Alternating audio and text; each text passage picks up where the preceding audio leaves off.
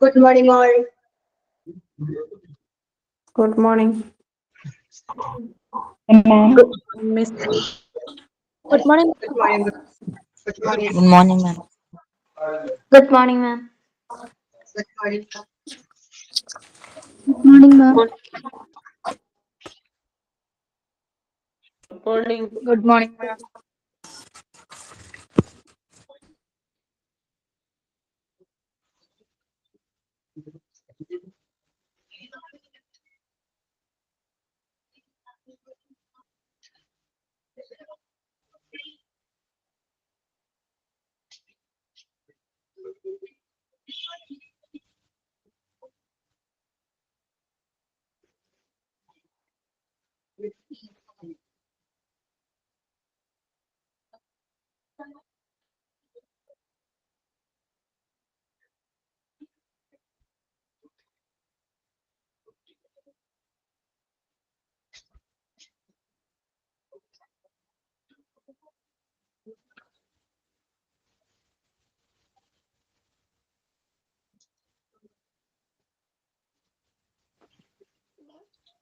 Screen sharing കാണാൻ പറ്റണ്ട. Screen കാണാൻ പറ്റണ്ട. ഉണ്ട്. Okay. Yes, ma'am. Ma'am. Okay.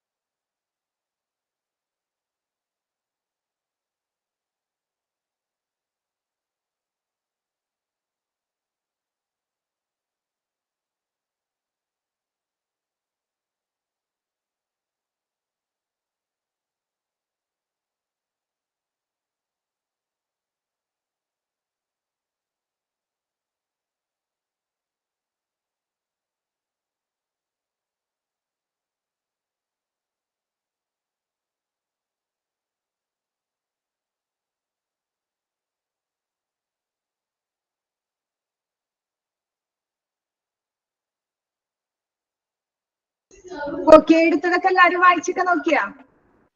എടുത്തതെല്ലാവരും വായിച്ചു നോക്കിയാ?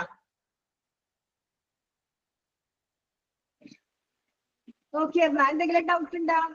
നമ്മൾ കുറച്ചെടുത്തുള്ളൂ, നമുക്ക് ഇനി ഇത്തിരി സ്പീഡിൽ പോണം. കാരണം നമുക്ക് പോർഷൻസ് ഒന്നും തീരില്ല. 6 മാസത്തെ കോഴ്സ് അല്ലേ, അപ്പൊ നമുക്ക് ഒരുപാട് ടോപ്പിക് ഉണ്ട് പഠിക്കാനായിട്ട്, ഒരുപാട് ചാപ്റ്റേഴ്സ് ഉണ്ട്. അപ്പൊ നമുക്ക് കുറച്ചും കൂടി സ്പീഡിൽ പോകാം. ഓക്കെ,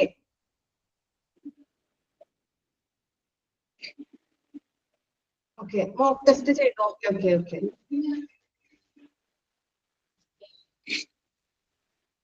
നമ്മള് കഴിഞ്ഞ ക്ലാസ്സിൽ എടുത്തത്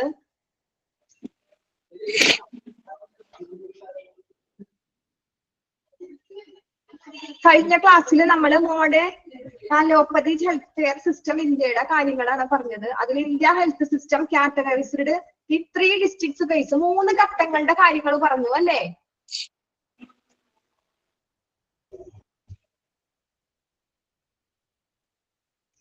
ഓക്കെ, നമ്മൾ 3 ഘട്ടത്തിന്റെ കാര്യം പറഞ്ഞു. ഫസ്റ്റ് എന്താ പറഞ്ഞത്? ഫസ്റ്റ് പറഞ്ഞത് ശമ്പളക്കുറവിന്റെ പേരില്, കാശില്ലാത്തതിന്റെ പേരില് ആർക്കും എന്തുണ്ടാവരുത്, ആരോഗ്യ പരിരക്ഷ കിട്ടാതെ പോകരുത്, ആരോഗ്യത്തിന്റെ ഹെൽത്ത് കെയർ കിട്ടാതെ പോകരുത് കാശില്ലാത്തതിന്റെ പേരില്. പിന്നെ അത് ജനങ്ങൾക്ക് ആരോഗ്യ പരിരക്ഷ നൽകേണ്ടത് ഉത്തരവാദിത്വ ഭരണകൂടത്തിന്റെ ധാർമ്മിക കടമയാണ്.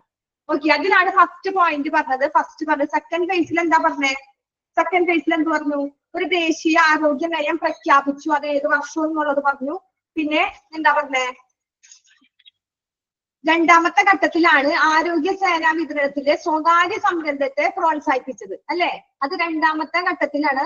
പിന്നെ ഗ്രാമപ്രദേശങ്ങളിൽ എന്ത് വന്നു?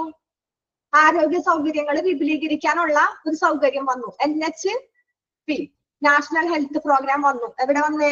റൂറൽ ഏരിയാസിൽ. രണ്ടാമത്തെ പോയിന്റ്. ഇനി മൂന്നാമത്തെ പോയിന്റ് ആണ് പറയേണ്ടത് അല്ലെ? രണ്ടാമത്തെ പോയിന്റ് നമ്മൾ പറഞ്ഞില്ലേ? ഇനി മൂന്നാമത്തെ പോയിന്റ് എന്താ നോക്കാം. ഓക്കെ അല്ലേ?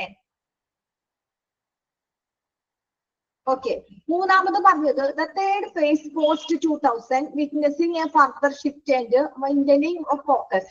The current phase addresses main issues such as public-private partnership, liberalization of the insurance sector, and the government as a financier. എന്താ പറഞ്ഞേ? മൂന്നാമത്തെ ഘട്ടത്തിൽ പറയണത്, മൂന്നാമത്തെ ഘട്ടം എന്ന് വെച്ചാൽ 2000-ന് ശേഷമുള്ള ഘട്ടം. എന്താ? 2000-ന് ശേഷമുള്ള ഘട്ടമാണ് തേർഡ് ഫേസ്. ക്വസ്റ്റ്യൻസ് ആയിട്ട് വരാൻ സാധ്യതയുണ്ട്. തേർഡ് ഫേസിന്റെ ഘട്ടം ചോദിക്കും. അപ്പൊ ഏതാണ്? 2000-ന് ശേഷമുള്ള ഘട്ടമാണ് third phase. Witnessing a further shift. എന്താ പറഞ്ഞേ? ഇതിൽ പറഞ്ഞത് കൂടുതൽ എന്താ പറയണത്? Further shift and maintaining focus. കൂടുതലും ഇത് മാറ്റത്തിനും നമുക്ക് ശ്രദ്ധ, നമ്മുടെ എല്ലാവരെയും ആ ഒരു ഫോക്കസ്, ശ്രദ്ധ, നമ്മുടെ ആ ഒരു ഫോക്കസ് വിശാലമാക്കാനായിട്ടാണ് മെയിൻ ആയിട്ട് മൂന്നാമത്തത് ഉപയോഗിക്കുന്നത്. എന്തിനു വേണ്ടിയിട്ടാ? കൂടുതൽ മാറ്റങ്ങൾ ഉണ്ടാവാനും പിന്നെ എല്ലാവരെയും ശ്രദ്ധ കേന്ദ്രീകരിക്കാനായിട്ട്, ഫോക്കസ് ചെയ്യാനായിട്ട്, എല്ലാവരെയും ശ്രദ്ധ ഇതിലോട്ട് കേന്ദ്രീകരിക്കാനായിട്ട് വേണ്ടി ആണ് ഇത് സാക്ഷ്യം വഹിക്കുന്നത്. പിന്നെന്താ പറഞ്ഞത്? അതില് such as main public private partnership, liberalization of insurance sector, government financier. Insurance മേഖലയുടെ ഉദാരവൽക്കരണവും ധനസഹായവും എന്ന നിലയിലുള്ള സർക്കാർ തുടങ്ങിയ പ്രധാന പ്രശ്നങ്ങൾ അഭിസംബോധന ചെയ്തതും ഈ മൂന്നാം ഘട്ടത്തിലാണ്. ഓക്കെ, പബ്ലിക് പ്രൈവറ്റിന്റെ പാർട്ണർഷിപ്പും മറ്റേ എന്താണ് സഹായങ്ങള്, അതിന്റെ ഇൻഷുറൻസ്, അതിന്റെ കാര്യങ്ങളൊക്കെ കൊണ്ടുവന്നത് ഗവൺമെന്റ് കൊണ്ടുവന്നത് ഏതിലാ? ഈ തേർഡ് ഫേസിലാണ്. അപ്പൊ പൊതു സ്വകാര്യ പങ്കാളിത്തം, അതാണ് പബ്ലിക് പ്രൈവറ്റ് സെക്ടർ എന്ന് പറയുന്നത്. പൊതു സ്വകാര്യ പങ്കാളിത്തവും ഇൻഷുറൻസ് മേഖലയുടെ ഉദാരവൽക്കരണം, അതുപോലെ തന്നെ ധനസഹായം എന്ന നിലയിലുള്ള സർക്കാർ അങ്ങനത്തെ ഉള്ള പ്രശ്നങ്ങളൊക്കെ സർക്കാർ കൊണ്ടുവന്നത് ഇതിലാണ്. ഈ ഒരു പ്രൈവറ്റ് മൂന്നാമത്തെ തേർഡ് ഫേസിലാണ് സർക്കാർ അതിന്റെ കാര്യങ്ങളൊക്കെ കൊണ്ടുവന്നത്. ഓക്കെ, അത്രേ ഉള്ളൂ മൂന്നാമത്തെ കാര്യം. എന്താണ്? അപ്പൊ ഇതിന്റെ കൊല്ലം ഓർത്തിരിക്കുക. 2000-ന് ശേഷമുള്ളതാണ് തേർഡ് ഫേസ്. പിന്നെ അതിന്റെ കാരണം മാറ്റത്തിന്, കൂടുതൽ മാറ്റം ഉണ്ടാവാനും പിന്നെ എല്ലാവരും ശ്രദ്ധ പെട്ടെന്ന് ഫോക്കസ് ചെയ്യാൻ വേണ്ടിയിട്ടാണ് ഈ ഫേസ് വന്നത്. പിന്നെ അതുപോലെ തന്നെ മെയിൻ ആയിട്ട് ഗവൺമെന്റ് കൊണ്ടുവന്ന മെയിൻ ആയിട്ട് കാര്യങ്ങളാണ് പബ്ലിക് പ്രൈവറ്റ് പാർട്ണർഷിപ്പും, ലിബറൈസേഷൻ ഓഫ് ഇൻഷുറൻസ് സെക്ടറും, ഗവൺമെന്റിന്റെ ഫിനാൻഷ്യലും. ഓക്കെ, അപ്പൊ ഈ മൂന്ന് കാര്യങ്ങള് അണ്ടർലൈൻ ചെയ്തിടുക. അതുപോലെ തന്നെ കൊല്ലം അണ്ടർലൈൻ ചെയ്തിടുക. പിന്നെ അതിന്റെ പ്രത്യേകത, എന്തിനാണ് ഈ മൂന്നാമത്തെ ഘട്ടം വന്നത്? പ്രധാനമായിട്ടും ഫർദർ ഷിഫ്റ്റ്, മാറ്റങ്ങൾ ഉണ്ടാവാനും പിന്നെ മെയിന്റനിങ് ഓഫ് ഫോക്കസ്, എല്ലാത്തിന്റെ ശ്രദ്ധ കേന്ദ്രീകരിക്കാനും വേണ്ടിയിട്ടാണ് ഇത് മെയിൻ ആയിട്ട് സാക്ഷ്യം വഹിക്കുന്നത്. ഓക്കെ, മൂന്നാമത്തെ പോയിന്റ് മനസ്സിലായില്ലേ? നമുക്ക് നെക്സ്റ്റ് പോവാം. നമുക്ക് ഇന്നത്തോടുകൂടി ഈ ചാപ്റ്റർ തീർക്കണം. സിമ്പിൾ ആണ് ഈ ചാപ്റ്റർ. ഇനി ഒന്നുമില്ല, ഇത് മാത്രം ഇത്തിരി ഇതുള്ളത് മനസ്സിലാക്കിയാൽ മതി. The health care infrastructure in rural areas been developed as a 3 tier system. 3 tier സിസ്റ്റത്തിന്റെ കാര്യം ഇതിൽ പറയുന്നത്. 4 ചാപ്റ്റർ ആണ് മാം. ഓക്കെ 4 ആണ്. പക്ഷെ 4 എന്നും പറഞ്ഞിട്ട് നമുക്ക് പഠിക്കാതിരിക്കാൻ പറ്റില്ലല്ലോ. നിങ്ങൾ മനസ്സിലാക്കി പഠിച്ചാൽ മതി. ഇപ്പൊ 3 പോയിന്റുകൾ നമ്മൾ ഫസ്റ്റ് പറഞ്ഞു ഇല്ലേ? ഫേസുകൾ പറഞ്ഞു. ആ ഫസ്റ്റ് അതിന്റെ മെയിൻ പോയിന്റ് മാത്രം, കണ്ടന്റ് എന്താണെന്നുള്ളത് നിങ്ങൾ അത് മനസ്സിലാക്കി എടുത്ത് അത് മാത്രം പഠിച്ചാൽ മതി. ഫസ്റ്റില് 1-ാം ഘട്ടത്തിൽ എന്താ കണ്ടന്റ് പറഞ്ഞേക്കണേ, 2-ാം ഘട്ടത്തിൽ എന്താ കണ്ടന്റ് പറഞ്ഞേക്കണേ, ആ 3-ാമത്തെ പിന്നെ എല്ലാത്തിന്റെ കൊല്ലം ഓർത്തിരിക്കണം. അത് ഇമ്പോർട്ടന്റ്. പിന്നെ നമ്മൾ ഫസ്റ്റ് പറഞ്ഞത് ഓരോ ട്രഡീഷണൽ ആയ ഹെൽത്ത് സിസ്റ്റം, ഇന്ത്യയിൽ ട്രഡീഷണൽ ഹെൽത്ത് സിസ്റ്റം ആണ് പറഞ്ഞത്. അതിൽ യുനാനി എന്തിനൊക്കെ ഫോക്കസ് ചെയ്യണേ, യുനാനിയുടെ പ്രൊവൈഡ് ചെയ്യണ കാര്യങ്ങളൊക്കെ അതിൽ പറഞ്ഞിട്ടുണ്ട്. ആ ഒരു ലൈൻ നിങ്ങൾ ആ ഇമ്പോർട്ടന്റ് ആയ കാര്യങ്ങൾ മാത്രം, ടെക്സ്റ്റിൽ അല്ലാണ്ട് പുറത്തുനിന്ന് നിങ്ങൾക്ക് ഒരു ക്വസ്റ്റ്യൻസും വരില്ല. അപ്പൊ അതിൽ ഓരോ ലൈനല്ലേ കൊടുത്തിട്ടുള്ളൂ. ആ ഓരോ ലൈനും എല്ലാവരും മനസ്സിലാക്കിയാൽ മതി. ഓക്കെ, ഇനി പറയാൻ പോണത് നോക്കാം. The health care infrastructure in rural areas been developed 3 tier എന്ന് വെച്ചാൽ എന്താ? ഒരു 3 ടയർ സിസ്റ്റം, ത്രിതല സിസ്റ്റമാണ്. 3 ടയർ, 3 ഇത് കൂടിയ സിസ്റ്റമാണ്. എന്താ? ഗ്രാമപ്രദേശങ്ങളിൽ ഈ ഹെൽത്ത് കെയർ കൊടുക്കണം, ആരോഗ്യ പരിപാലനത്തിന്റെ അടിസ്ഥാന സൗകര്യങ്ങൾ 3 ടയർ സിസ്റ്റത്തിലാണ്. അതാണ് 3 ടയർ സിസ്റ്റം എന്ന് വെച്ചാൽ ത്രിതല സിസ്റ്റത്തിലാണ്. ഒന്നുകൂടി പറയാ, എന്തൊക്കെയാണ് ആ 3 എന്നുള്ളത് താഴെ പറയുന്നുണ്ട്. എന്താ? ഹെൽത്ത് കെയർ ഇൻഫ്രാസ്ട്രക്ചറിന്റെ ആരോഗ്യ മേഖല, നമ്മുടെ റൂറൽ ഏരിയാസിൽ ഗ്രാമപ്രദേശങ്ങളിൽ ആരോഗ്യ മേഖല വികസിപ്പിക്കുന്നത്, ഡെവലപ്പ് ചെയ്യണത് എങ്ങനെ? ത്രിതല സിസ്റ്റം ഉപയോഗിച്ചാണ്. അതെന്താണെന്ന് നോക്കാം. First one, sub centres. Sub centres എന്ന് വെച്ചാൽ എന്താ? ഓരോ സെന്റർ, അവിടെ ഇവിടെ ചെറിയ ചെറിയ ഉപകേന്ദ്രങ്ങൾ എന്ന് വെച്ചാൽ എല്ലാവർക്കും ഗ്രാമപ്രദേശങ്ങളായിരിക്കും, അതിന്റെ ഒരു ഹെഡ് ഓഫീസ് എല്ലാ ടൗണില് സിറ്റിയിലൊക്കെ ആയിരിക്കും അല്ലെ. ഹെഡ് എവിടെ ആയിരിക്കും? എവിടെയെങ്കിലും ടൗണിൽ സിറ്റിയിൽ അങ്ങനെയൊക്കെ ആയിരിക്കും. പക്ഷെ സബ് സെന്റേഴ്സ് എന്ന് വെച്ചാൽ ചെറിയ ചെറിയ ചെറിയ ഈ ഹെൽത്ത് കെയർ ഹെൽത്ത് സെന്റർ പോലത്തെ ചെറിയ ഒരു ക്ലിനിക് ഒക്കെ പോലത്തെ അതിന്റെ ഉപകേന്ദ്രങ്ങൾ സബ് സെന്റേഴ്സ് അങ്ങനെ ഉണ്ടാവും പല സ്ഥലത്തും. ചിലപ്പോ കുറച്ച് നീങ്ങിയിട്ട് അവിടെ ഒരു ചെറിയൊരു ക്ലിനിക് ഉണ്ടാവും, അത് കഴിഞ്ഞ് കുറച്ച് നീങ്ങിയിട്ട് അങ്ങനെ അങ്ങനെ സബ് സെന്റേഴ്സ് ഉണ്ടാവും. അതെന്താ നോക്കാം. In rural areas, health sub-centers make up the institutional basis of primary care. എന്താ പറഞ്ഞേ? നമ്മുടെ ഈ റൂറൽ ഏരിയ ഗ്രാമീണ പ്രദേശങ്ങളിൽ health sub centres makeup institution basis എന്തിന്റെ ബേസിലാ? പ്രൈമറി കെയർ, പ്രാഥമിക ശുശ്രൂഷ സ്ഥാപനം. അതാണ് പ്രൈമറി കെയർ എന്ന് പറയുന്നത്. ആ പ്രൈമറി കെയറിന്റെ പ്രാഥമിക എന്ന് വെച്ചാൽ നമ്മൾ ഫസ്റ്റ് തന്നെ ഒരു കെയർ കൊടുക്കും ഇല്ലേ? എന്ത് വന്നാലും ആദ്യം തന്നെ ആ ഒരു കെയർ കൊടുക്കണം. ആ സ്ഥാപനത്തിന്റെ അടിസ്ഥാനം എന്ന് പറയണത്, അതിന്റെ ബേസിസ് എന്ന് പറയുന്നത് എന്താണ്? ഈ ആരോഗ്യ ഉപകേന്ദ്രമാണ്, ഹെൽത്ത് സബ് സെന്റർ ആണ്. അണ്ടർലൈൻ ചെയ്തിടാം, അത് അണ്ടർലൈൻ ചെയ്തിടാം. ഗ്രാമപ്രദേശങ്ങളിൽ ഹെൽത്ത് സബ് സെന്റേഴ്സ് എന്ന് പറയുന്നത് എന്താണ്? Basis of primary care. എന്താ? ഈ പ്രാഥമിക ശുശ്രൂഷ ആദ്യം കൊടുക്കണ ആ ഒരു കെയർ ഉണ്ടല്ലോ, ആ കെയറിന്റെ സ്ഥാപനത്തിന്റെ അടിസ്ഥാനം, ഇൻസ്റ്റിറ്റ്യൂഷന്റെ അടിസ്ഥാനം എന്ന് പറയുന്നത് ഈ ഒരു സബ് സെന്റേഴ്സ് ആണ്. ചെറിയ ചെറിയ ക്ലിനിക്കുകൾ പോലെയുള്ള അങ്ങനത്തെ ഉപകേന്ദ്രങ്ങളാണ് ഇതിന്റെ മെയിൻ ആയിട്ട് അടിസ്ഥാനം.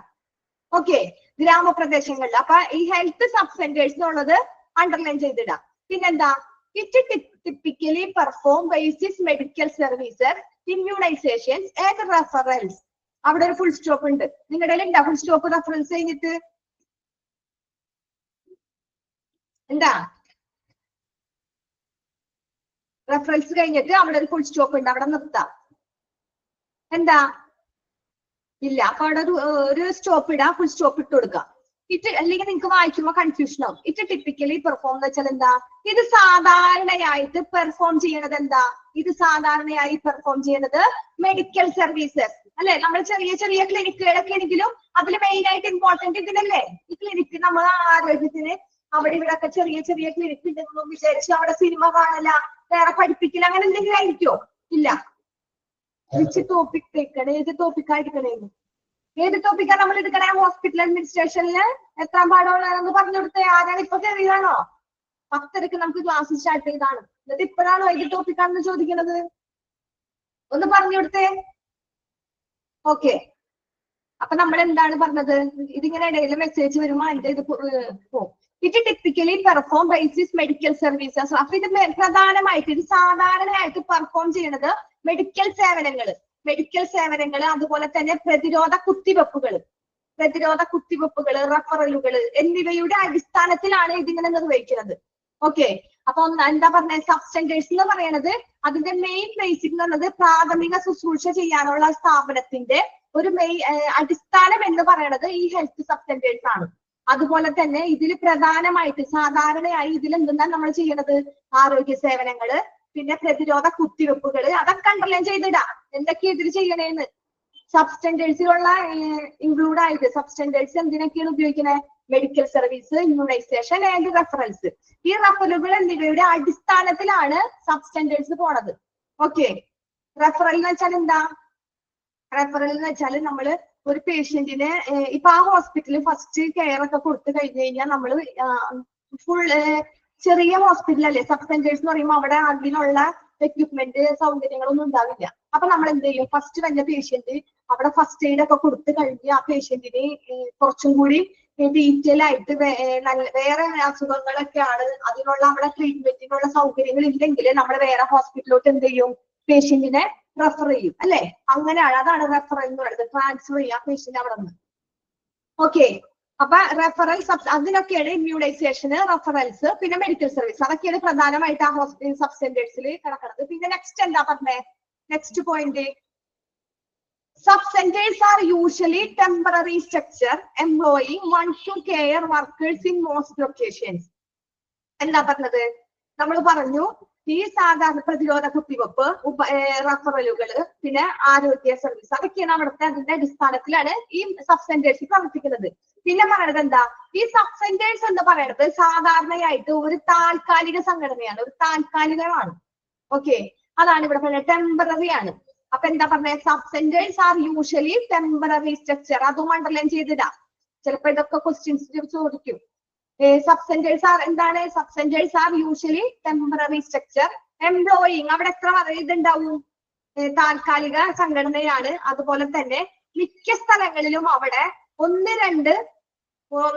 രണ്ടോ അത്രയുള്ള തൊഴിലാളികളെ ഉണ്ടാവുള്ളൂ.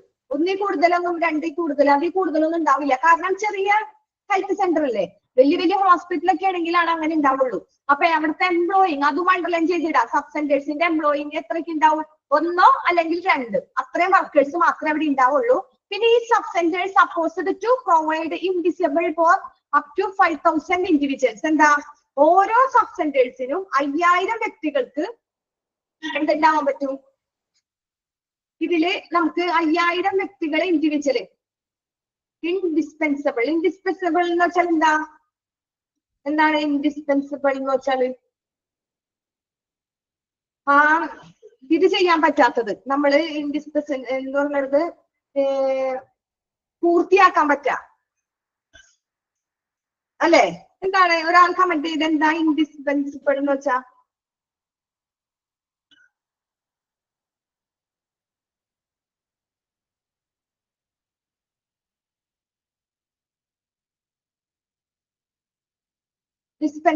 ഡിസ്പെൻസിബിൾ എന്താ, നമ്മളുടെ ആരോഗ്യത്തിൽ പിരിച്ചുവിടാൻ പറ്റാത്ത, അതാണ് കറക്റ്റ്. ഇവിടെ നമുക്ക് വരുന്നത് ഒഴിച്ചുകൂടാനാവാത്ത. ഓക്കെ, നമുക്കത് കൈവിട്ട് കളയാൻ പറ്റാത്തത്. അതിലെന്ന് വെച്ചാൽ ഈ ഓരോ സബ് സെന്റേഴ്സിനും നമ്മൾ എങ്ങനെ പ്രൊവൈഡ് ചെയ്യണം എന്നാണ് പറയണത്. ഒഴിച്ചുകൂടാൻ പറ്റാത്ത 5000 പേരെങ്കിലും അവിടെ ഉണ്ടാവണം. 5000 ഇൻഡിവിജ്വൽസ് എങ്കിലും എവിടെ ഉണ്ടാവണം, ഓരോ ഉപഗ്രഹത്തിലും. അതിൽ ഒഴിച്ചുകൂടാൻ പറ്റാത്തതാണ്, അത്രയും പേരെങ്കിലും അവിടെ ഉണ്ടാവണം ഒരു സബ് സെന്റേഴ്സിൽ. നമ്മൾ പറഞ്ഞു അവിടുത്തെ എംപ്ലോയി എങ്ങനെയായിരിക്കണം, 1-2 വർക്കേഴ്സ് മാത്രമേ എംപ്ലോയി ആവാൻ പാടുള്ളൂ. പക്ഷെ അവിടെ ഏകദേശം അത് നല്ല രീതിയിൽ നടന്നു പോകണമെങ്കിൽ എന്ത് വേണം, അതിൽ നമ്മൾ ഒരു 5000 ഇൻഡിവിജ്വൽസ് എങ്കിലും അവിടെ നമ്മൾ ഉണ്ടായിരിക്കണം. The sub-centers are complemented by community health workers under supervision of the sub-center. എന്താ ഇവിടെ സൂപ്പർവൈസ് ചെയ്യണത്, അതെന്ന് വെച്ചാൽ ഇതിന്റെ വർക്കുകളിൽ ഹെൽത്ത് വർക്കർമാരാണ് കമ്മ്യൂണിറ്റിയിൽ. ഇതിന്റെ മേൽനോട്ടം വഹിക്കുന്നത് ആരാ, 5000 വർക്കേഴ്സ് വേണോ മാം എന്ന് വെച്ചാൽ ഇൻഡിവിജ്വൽസ്, അവിടുത്തെ വർക്കേഴ്സ് അല്ല. ഇൻഡിവിജ്വൽസ് എന്ന് വെച്ചാൽ പേഷ്യൻസ്. നമ്മൾ വർക്കേഴ്സിന്റെ കാര്യം പറഞ്ഞില്ല, 1-2 കെയർ നോക്കണ വർക്കേഴ്സ് എത്ര വേണം, 2 പേരെങ്കിലും മതി. അപ്പൊ നമുക്ക് ഹോസ്പിറ്റൽ നോക്കാം, ഒരു 5000 പേരെങ്കിലും ആ ഹോസ്പിറ്റൽ ഇൻഡിവിജ്വൽസ് വ്യക്തികൾ വരണം. അപ്പൊ ആരായിരിക്കും, ആ ഹോസ്പിറ്റലിലോട്ട് വരുന്ന വ്യക്തികൾ ആരായിരിക്കും, നമ്മുടെ പേഷ്യൻസ് ആയിരിക്കും അല്ലെ. അങ്ങനെ വേണം, അതാണ് അവിടെ പറഞ്ഞത്. നിങ്ങൾ അണ്ടർലൈൻ ചെയ്തിട, ഈ പറയണ 1-2 കെയർ എന്ന് പറയണതും 5000 ഇൻഡിവിജ്വൽ എന്ന് പറയണതൊക്കെ അണ്ടർലൈൻ ചെയ്തിട. കണക്കിനൊക്കെ അവിടെ അത്രയും പ്രാധാന്യമുണ്ട്, അതൊക്കെ ചോദിക്കും നിങ്ങളോട് filling കമാൻഡ്സിൽ. Next, the sub-centers are complemented by community health workers under supervision of supervisor. ഇതിന്റെ മേൽനോട്ടം വഹിക്കുന്നത്, ഇതിന്റെ മെയിനായിട്ട് മേൽനോട്ടം വഹിക്കുന്നത് ആരാ, ഹെൽത്ത് വർക്കർമാരാണ്. ആരാ, health workers, community health workers. അതും അണ്ടർലൈൻ ചെയ്തിടാം. സബ്-സെന്റേഴ്സ് ആർ കോംപ്ലിമെന്റഡ്, അതിന്റെ മെയിനായിട്ട് മേൽനോട്ടം വഹിക്കുന്നത് കമ്മ്യൂണിറ്റി ഹെൽത്ത് വർക്കേഴ്സ് ആണ്. അതും അണ്ടർലൈൻ ചെയ്തിടാം. ഇതിൽ തന്നെ ഇപ്പൊ എന്തോരം ക്വസ്റ്റ്യൻസ് വന്നു ഇല്ലേ, സബ്-സെന്റേഴ്സിൽ അടങ്ങിയിരിക്കണം. ആരാണ് സബ്-സെന്റേഴ്സിന്റെ, എന്തിന്റെ അടിസ്ഥാനത്തിലാണ് സബ്-സെന്റേഴ്സ് നടക്കുന്നത്, പിന്നെന്താ ഇതില് എന്തൊക്കെ മെയിൻ ആയിട്ട് നമ്മൾ പറയാനുണ്ട്, ഇതിൽ എത്ര എംപ്ലോയി വേണം, എത്ര ഇൻഡിവിജ്വൽസ് വേണം. അതുപോലെ തന്നെ ഇതിന്റെ മെയിൻ ആരാ പറഞ്ഞ, സബ്-സെന്റേഴ്സിന്റെ മെയിൻ കോംപ്ലിമെന്റഡ് ബൈ ആരാണ് മേൽനോട്ടം വഹിക്കുന്നത്, കമ്മ്യൂണിറ്റി ഹെൽത്ത് വർക്കേഴ്സ്. ജോബ് എന്താ, കമ്മ്യൂണിറ്റി ഹെൽത്ത് വർക്കേഴ്സ് എന്ന് വെച്ചാൽ എന്താ, സമൂഹത്തിന്റെ ഹെൽത്ത് വർക്കേഴ്സ്, ആരോഗ്യ ഹെൽത്ത് ഡിപ്പാർട്ട്മെന്റ്. നിങ്ങള് ലാസ്റ്റ് നിങ്ങൾക്ക് സംശയങ്ങൾ ചോദിക്കാൻ തരാട്ടാ, ഇത് റെക്കോർഡ് ക്ലാസ് ആയതുകൊണ്ട് ഇപ്പൊ ഇതിന്റെ മറുപടി പറഞ്ഞ ക്ലാസ് തീരില്ല. അപ്പൊ ഇതിന്റെ ലാസ്റ്റ് പറഞ്ഞുതരാം. അപ്പൊ ഇതാണ്, ഇങ്ങനെയാണ് ദ സബ്-സെന്റേഴ്സിന്റെ complemented by community health workers under supervision of the sub centre. എന്ന് വെച്ചാൽ എന്താ, ഇതിന് മെയിൻ ആയിട്ട് മേൽനോട്ടം വഹിക്കുന്നത് ഹെൽത്ത് വർക്കർമാരാണ്. ഹെൽത്ത് വർക്കർമാർ വെച്ചാൽ ആരോഗ്യം സംരക്ഷിക്കുന്നത്, നമ്മുടെ ആരോഗ്യം സംരക്ഷിക്കുന്ന ജോലിക്കാരുണ്ടാവില്ലേ ഹോസ്പിറ്റലിൽ, അവരാണ് ഇതിന്റെ മെയിൻ ആയിട്ട് മേൽനോട്ടം വഹിക്കുന്നത്. നെക്സ്റ്റ്, ആരോഗ്യ സെന്ററിൽ ഹോസ്പിറ്റലിൽ അതിനൊരു മാനേജർ ഉണ്ടാവും, ഇതുണ്ടാവും. ക്ലിനിക്കിൽ ആരായിരിക്കും, ഈ കെയർ ചെയ്യുന്ന ആൾക്കാർ തന്നെയായിരിക്കും അതിന്റെ ഫുൾ സപ്പോർട്ടും മേൽനോട്ടം നോക്കുന്നത്. കാരണം ആ 1-2 പേരുണ്ടെങ്കിലും അത്രയും പേഷ്യൻസിനെ അവരാണ് കൈകാര്യം ചെയ്യണത്, ഹെൽത്ത് സെന്റർ പോലെ ഒന്നുണ്ട്. പിന്നെ നെക്സ്റ്റ്, രണ്ടാമത്തെ പ്രൈമറി ഹെൽത്ത് സെന്റർ. അതിന്റെ ഫുൾ ഫോം ഓർത്തിരിക്കാം, പ്രൈമറി ഹെൽത്ത് സെന്ററിന്റെ PHC. മിക്ക ഇനി ഇവിടെ തന്നെ PHC എന്നാ പറയുള്ളൂ. അതാണ് primary health centre. Primary health centre എന്ന് വെച്ചാൽ പ്രാഥമിക ആരോഗ്യ കേന്ദ്രം. പ്രാഥമിക ആരോഗ്യ കേന്ദ്രം, അതാണ് PHC. ആർ യൂഷ്വലി സ്മോൾ, ചെറുതാണ്. അപ്പൊ ഇത് പറയാണ് പ്രൈമറി ഹെൽത്ത് സെന്റർ എന്ന് പറഞ്ഞത് എന്താ, അതൊരു സാധാരണയായിട്ട് സ്മോൾ ആണ്. അതിലെങ്ങനെയാണ് എബൌട്ട് 5 ബെഡ്, ഏകദേശം ഒരു 5 ബെഡൊക്കെ അതിലുണ്ടാവുള്ളൂ അല്ലെ. പിന്നെ അതിൽ മെയിൻ ആയിട്ട് 1-2 ക്വാളിഫൈഡ് ഡോക്ടേഴ്സ്. ഇതൊക്കെ അണ്ടർലൈൻ ചെയ്തിടാ. പ്രൈമറി ഹെൽത്ത് സെന്ററിന്റെ പ്രത്യേകത ഓരോന്ന് തന്നിട്ട് ഇത് ഏതാണെന്നൊക്കെ ചോദിക്കും. അപ്പൊ ഇതില് 1-2 ഡോക്ടേഴ്സ് ഉണ്ടാവുള്ളൂ. And 14 paramedics and support staff. PHC അപ്പൊ എത്ര പേരൊക്കെ ഉണ്ടാവും? 2 ഡോക്ടർമാരുണ്ടാവും. പിന്നെ അവിടുത്തെ കെയർ ചെയ്യണ പാരാമെഡിക്സ് സ്റ്റാഫ് മൊത്തം എവിടെയാണ്? നമ്മുടെ നഴ്സുമാരുടെ കെയർ ഓഫിലായാലും ലാബ് ടെക്നീഷ്യൻ അങ്ങനെ എല്ലാം കൂടിയിട്ട് 14 പാരാമെഡിക്സ് സ്റ്റാഫ് ഉണ്ടാവും സപ്പോർട്ട് ചെയ്യണം. പിന്നെ ആൻഡ് സപ്പോർട്ട് സ്റ്റാഫ്, അതിന്റെ കൂടെ സപ്പോർട്ട് ചെയ്യണ സ്റ്റാഫ് ഉണ്ടാവും. സപ്പോർട്ട് ചെയ്യണം എന്ന് പറയുമ്പോൾ ടെക്നിക്കൽ പരമായിട്ട്, റിസപ്ഷൻ പരമായിട്ട്, സെക്യൂരിറ്റി, അറ്റൻഡർമാര്, അങ്ങനെ സപ്പോർട്ട് ചെയ്യണ അത്യാവശ്യം ഉണ്ടാവും. അപ്പൊ ഈ primary health centre sub centres എന്ന് പറയുമ്പോൾ ഏറ്റവും ചെറുത്, അതിന് കുറച്ചും കൂടി കൂടിയതാണ് പ്രൈമറി ഹെൽത്ത് സെന്റർ. അപ്പൊ അതില് യൂഷ്വലി അബൌട്ട് 5 ബെഡ് ഉണ്ടാവും, 1-2 ക്വാളിഫൈഡ് ഡോക്ടേഴ്സ് ഉണ്ടാവും, 14 പാരാമെഡിക്സ് ആൻഡ് സപ്പോർട്ട് സ്റ്റാഫ് ഉണ്ടാവും. അണ്ടർലൈൻ ചെയ്തിടാം. Next PHC typically referral unit for a sub centre cluster of about 6. എന്ന് വെച്ചാൽ എന്താ, ഈ PHC എന്ന് പറയുന്നത് പ്രൈമറി ഹെൽത്ത് സെന്റർ സാധാരണയായിട്ട് 6 സബ് സെന്ററുകൾ ക്ലസ്റ്ററിനുള്ളിൽ ഒരു റെഫറൽ കൈകാര്യം ചെയ്യുന്നതാണ്. എന്ന് വെച്ചാൽ എന്താ, നമ്മൾ സബ് സെന്റേഴ്സ് എന്ന് പറഞ്ഞു. ഈ 6 സബ് സെന്റേഴ്സ് കൂടുന്ന ഒരു ഇതാണ് പ്രൈമറി ഹെൽത്ത് സെന്റർ. അപ്പൊ ഏറ്റവും ചെറുത് സബ് സെന്റേഴ്സ്, അതിലും കുറച്ചും കൂടി എന്തെന്നാ സൗകര്യങ്ങളൊക്കെ കൂടുതലുള്ള സൗകര്യങ്ങൾ കൂടുതലുള്ള ഒരു ഹെൽത്ത് സെന്റർ ആണ് പ്രൈമറി ഹെൽത്ത് സെന്റർ അല്ലെ. അപ്പൊ അതാണ് ഇവിടെ പറഞ്ഞത്. പ്രൈമറി ഹെൽത്ത് സെന്റർ സാധാരണയായിട്ട് ഒരു റെഫറൽ യൂണിറ്റ് ആണ്.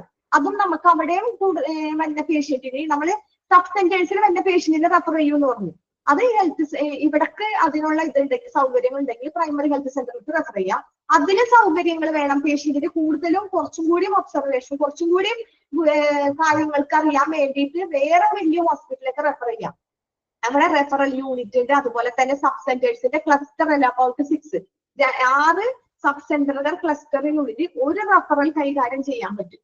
എന്ന് വെച്ചാൽ അവിടെ നിന്ന് ആ യൂണിറ്റിൽ എന്തെങ്കിലും റെഫറൽ ചിലപ്പോൾ വേണമെങ്കിൽ നമുക്ക് എവിടേക്ക് റെഫർ ചെയ്യാൻ പറ്റും? പ്രൈമറി ഹെൽത്ത് സെന്ററിൽ റെഫർ ചെയ്യാൻ പറ്റും. അപ്പൊ അതിലും കുറച്ച് വലുതാണ് ഈ പ്രൈമറി ഹെൽത്ത് സെന്റർ. അതിൽ 6 സബ് സെന്റേഴ്സ് ഈച്ച്, ഓരോ 6 സബ് സെന്റേഴ്സും ആണ്. അപ്പൊ അത് അണ്ടർലൈൻ ചെയ്തിടാം. 6 സബ് സെന്റർ ഈച്ച് എന്നുള്ളത് അണ്ടർലൈൻ ചെയ്തിടാം. Next, in addition to outpatient treatment, most PHC facilitate inpatient treatment with 4 to 6 beds as per plan. PHC serves 3 lakh people. എന്ന് വെച്ചാൽ എന്താ, മറ്റൊടത്ത് പീപ്പിൾ 5,000 ആണ്.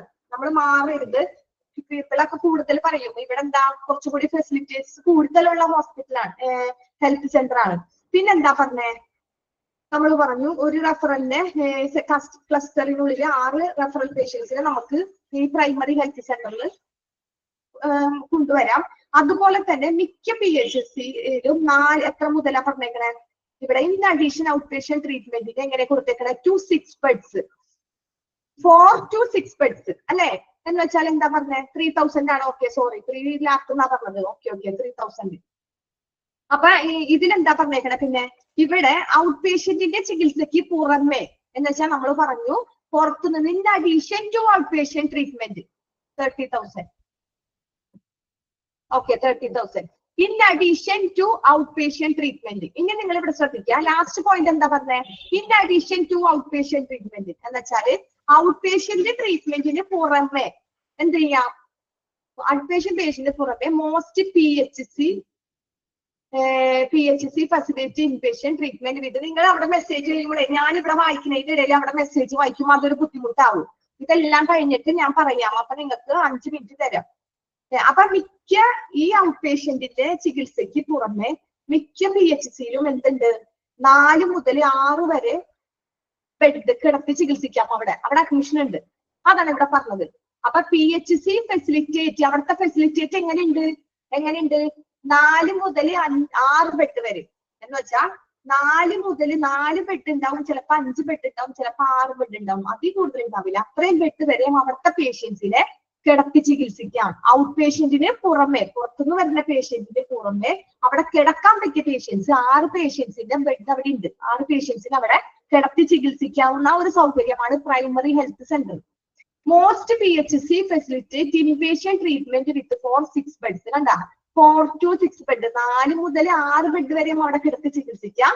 As per the plan PHC service എത്ര 30,000 planning എന്ന് വെച്ചാൽ എന്താ 30,000 പേർക്ക് PHC സേവനം അവിടെ ഈ പദ്ധതി പ്രകാരം ഉണ്ട്. ഓക്കെ, അങ്ങനെ പറഞ്ഞത് എങ്ങനെയുണ്ട്? ആസ് പെർ പ്ലാൻ, ഈ പ്ലാൻ പ്രകാരം എന്ന് വെച്ചാൽ പ്രൈമറി ഹെൽത്ത് സെന്ററിലെ അവിടുത്തെ പ്ലാൻ പ്രകാരം 30,000 പേഷ്യൻസിന് നമ്മൾ എവിടെ കിടത്തി ചികിത്സിക്കാം? പ്രൈമറി ഹെൽത്ത് സെന്ററിൽ കിടത്തി ചികിത്സിക്കാം. ഈ പറഞ്ഞേക്കണ 30,000, 5,000 എന്നൊക്കെ ഫസ്റ്റ് പറഞ്ഞ പോയിന്റ് ഒക്കെ ഇമ്പോർട്ടന്റ് ആണ്, കണക്കൊക്കെ ഓർത്തിരിക്കുക. ഇവിടെ നമുക്ക് ഒരു പേഷ്യന്റിന് എത്ര ബെഡ് എന്നാ പറഞ്ഞത്? നമ്മൾ പറഞ്ഞു പ്രൈമറി ഹെൽത്ത് സെന്ററിൽ അബൌട്ട് 5 ബെഡ്. അതൊരു ചെറുതാണ്, PHC വലിയ ഹോസ്പിറ്റൽ പോലെ ഒന്നുമല്ല. എന്നാലും 5 ബെഡ് പറഞ്ഞു. ഇവിടെ താഴെ പറഞ്ഞു 4 to 6 ബെഡ്. 5 അല്ലെങ്കിൽ ഏകദേശം 4 അല്ലെങ്കിൽ 5 അല്ലെങ്കിൽ 6 അതുവരെ, അത് ഏകദേശം അത്രയും ബെഡ് പേഷ്യന്റിനെ നമുക്ക് കിടത്തി ചികിത്സിക്കാം ഔട്ട് പേഷ്യന്റിന് പുറമെ. അതുകൂടാതെ 30,000 ജനങ്ങൾക്ക് അവിടെ എന്ത് കൊടുക്കാൻ പറ്റും? ആ ഹോസ്പിറ്റലിൽ സേവനം, സർവീസ് കൊടുക്കാൻ പറ്റും. മനസ്സിലായ? ഇവിടെ 5,000 ആണ് പറഞ്ഞേക്കുന്നത്. അപ്പൊ ചെറുതാണ് ഇത്, സബ് സെന്റേഴ്സ് മാറരുത്. ഇവിടെ 5,000 ഇൻഡിവിജ്വൽസിന്, ഇവിടെ 30,000 ഇൻഡിവിജ്വൽസിന്. മനസ്സിലായ? അപ്പൊ വ്യത്യാസം. അത് കുറച്ചും കൂടി വലുതാണ് പ്രൈമറി ഹെൽത്ത് സെന്റർ. നെക്സ്റ്റ് വന്നത് ഇതിലും കൂടി വലുതായിരിക്കും. മനസ്സിലായ? നെക്സ്റ്റ് വന്നത് എന്താ? ഇത്തിരി കൂടി വലുതായിരിക്കും. ഇത് എവിടെയാണ് വന്നത്? റൂറൽ ഏരിയാസിൽ വന്നതാണ്, ഗ്രാമപ്രദേശങ്ങളിലെ ഹെൽത്ത് സെന്റർ ആണ് നമ്മൾ പഠിക്കുന്നത്. നെക്സ്റ്റ് മൂന്നാമത് വന്നത് കമ്മ്യൂണിറ്റി ഹെൽത്ത് സെന്റർ. മൂന്നാമത് വന്നത് എന്താ? Community health centre. Community health centre നമ്മുടെ കുറച്ചും കൂടി വലുതായത്. എന്തെന്ന് വെച്ചാൽ നമ്മുടെ സമൂഹത്തിൽ, കമ്മ്യൂണിറ്റി എന്ന് വെച്ചാൽ എന്താ? നമ്മുടെ ആ ഒരു സൊസൈറ്റിയിൽ, ആ ഒരു സമൂഹത്തിൽ, അല്ലെ? അല്ലാണ്ട് സിറ്റിയിൽ ഇവിടെ ഹോസ്പിറ്റലിൽ പോലത്തെ ഉള്ളതല്ല, ഹെൽത്ത് സെന്റർ ആണ്. ഹെൽത്ത് സെന്ററിൽ ചെറിയ ഫെസിലിറ്റീസ് ഉണ്ടാവുള്ളൂ. ഒരു ഫസ്റ്റ് എയ്ഡ്, ഒരു ഫസ്റ്റ് കെയർ കൊടുക്കാൻ വേണ്ടി, ഒരു പ്രാഥമിക ശുശ്രൂഷ നമ്മൾ നൽകാൻ വേണ്ടിയിട്ടുള്ളതാണ്. നെക്സ്റ്റ് എന്താ? Okay, next community health centre. The secondary sector of the Indian health care system contain rural hospitals and community health center. Full form ഓർത്തുവെക്ക. CHC, PHC എല്ലാ full form ഓർത്തുവെക്ക. Serving for PHCS, CHCS, specialized medical services are meant for എത്ര 1,20,000 people. Community health centers are supposed to have at least 30 beds on operation theatre, laboratory, X-ray facilities, as well as team for medical specialists. അപ്പൊ അത്രയും കാര്യങ്ങൾ ഇവിടെ ഉണ്ട് community health സെന്ററിലുണ്ട്. അപ്പൊ കുറച്ചും കൂടി better ആയതാണ്. അപ്പൊ നമുക്ക് നോക്കാം ഈ കമ്മ്യൂണിറ്റി ഹെൽത്ത് സെന്റർ എന്താണ്. എന്താ കമ്മ്യൂണിറ്റി ഹെൽത്ത് സെന്റർ എന്ന് വെച്ചാൽ ഇന്ത്യൻ ഹെൽത്ത് കെയർ സിസ്റ്റത്തിന്റെ ഏത് മേഖലയിൽ പ്രവർത്തിക്കുന്നതാ? ഏത് മേഖലയിലാ? Indian health care secondary sector. അത് അണ്ടർലൈൻ ചെയ്യാം. സെക്കൻഡറി സെക്ടർ എന്ന് വെച്ചാൽ ദ്വിതീയ മേഖല. അപ്പൊ ദ്വിതീയ മേഖലയിലുള്ളതാണ് കമ്മ്യൂണിറ്റി ഹെൽത്ത് സെന്റർ. നമ്മളോട് ചോദിക്കും സെക്കൻഡറി സെക്ടറിലുള്ള ഒരു ഹെൽത്ത് സെന്റർ ഏതാണെന്ന് ചോദിക്കും. ഏതാണ്? Community health centre, secondary sector, ദ്വിതീയ മേഖല, ദ്വിതീയ മേഖല. അപ്പൊ അത് അണ്ടർലൈൻ ചെയ്തിടാം. അവിടെ പ്രവർത്തിക്കുന്ന ഇന്ത്യയിലെ ഹെൽത്ത് സിസ്റ്റത്തിൽ അതിൽ അടങ്ങിയിരിക്കുന്നത് എന്തൊക്കെയാണ്? Primary sector. എന്താ പ്രൈമറി സെക്ടർ എന്ന് വെച്ചാൽ? പ്രൈമറി ഫസ്റ്റ് ലാസ്റ്റ് ചോദിക്കാട്ടാ. പ്രൈമറി സെക്ടർ എന്താണെന്ന് ലാസ്റ്റ് പറയാം. ഇവിടെ പറഞ്ഞു പോയതാണ്. അപ്പൊ നമ്മള് the secondary sector of Indian health care system contain rural hospitals and community health centre serving for. അപ്പൊ എന്താ പറഞ്ഞേ?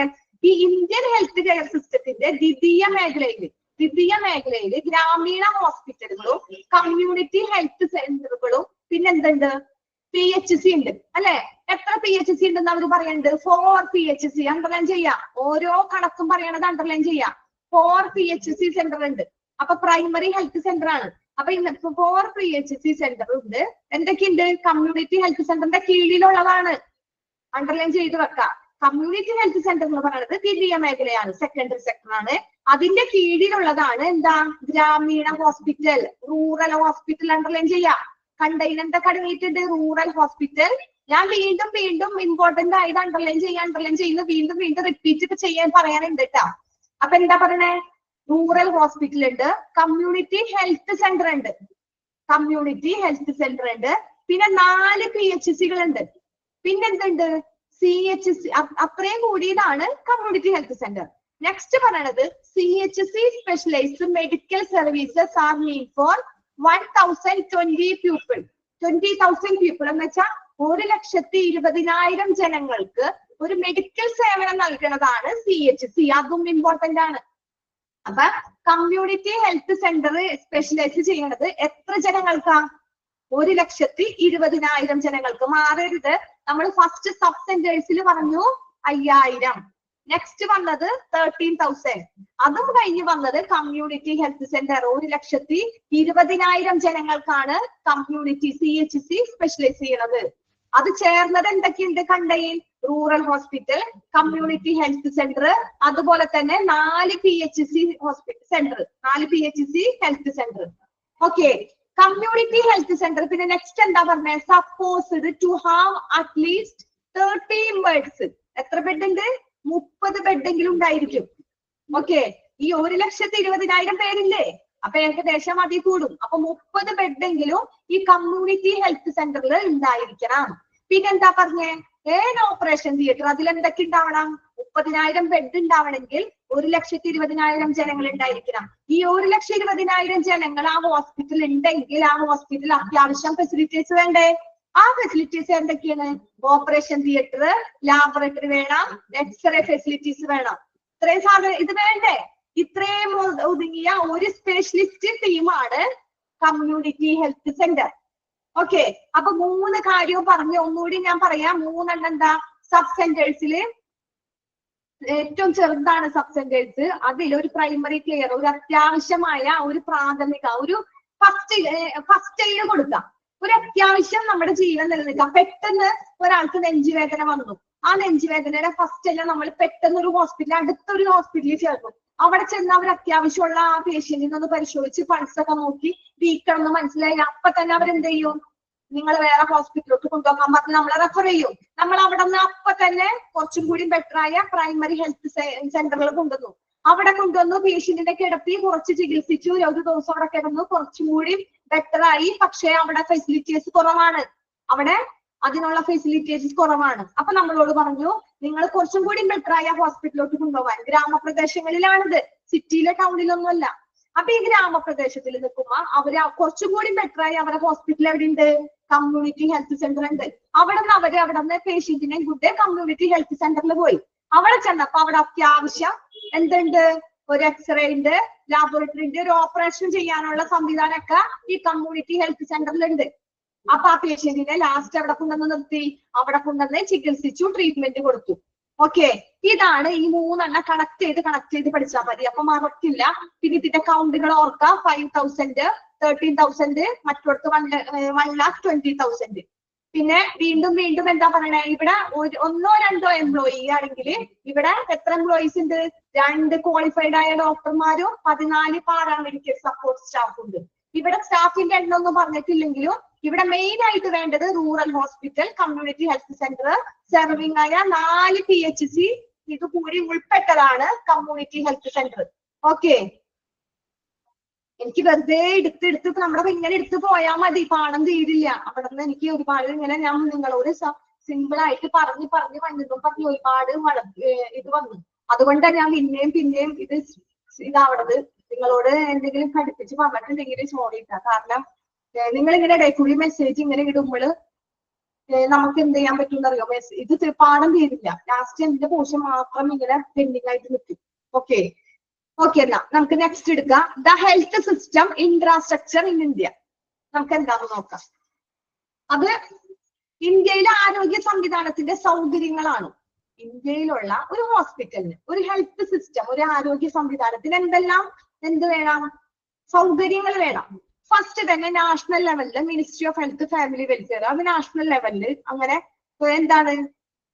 ഒരു നാഷണൽ ലെവലില് അതിന്റെ മിനിസ്ട്രികൾ കൂടിയ അല്ലെങ്കിൽ ഫാമിലി വെൽഫെയർ, അവർ രണ്ടാളും കൂടി ഒരു ഹോസ്പിറ്റൽ നാഷണൽ ലെവലില്.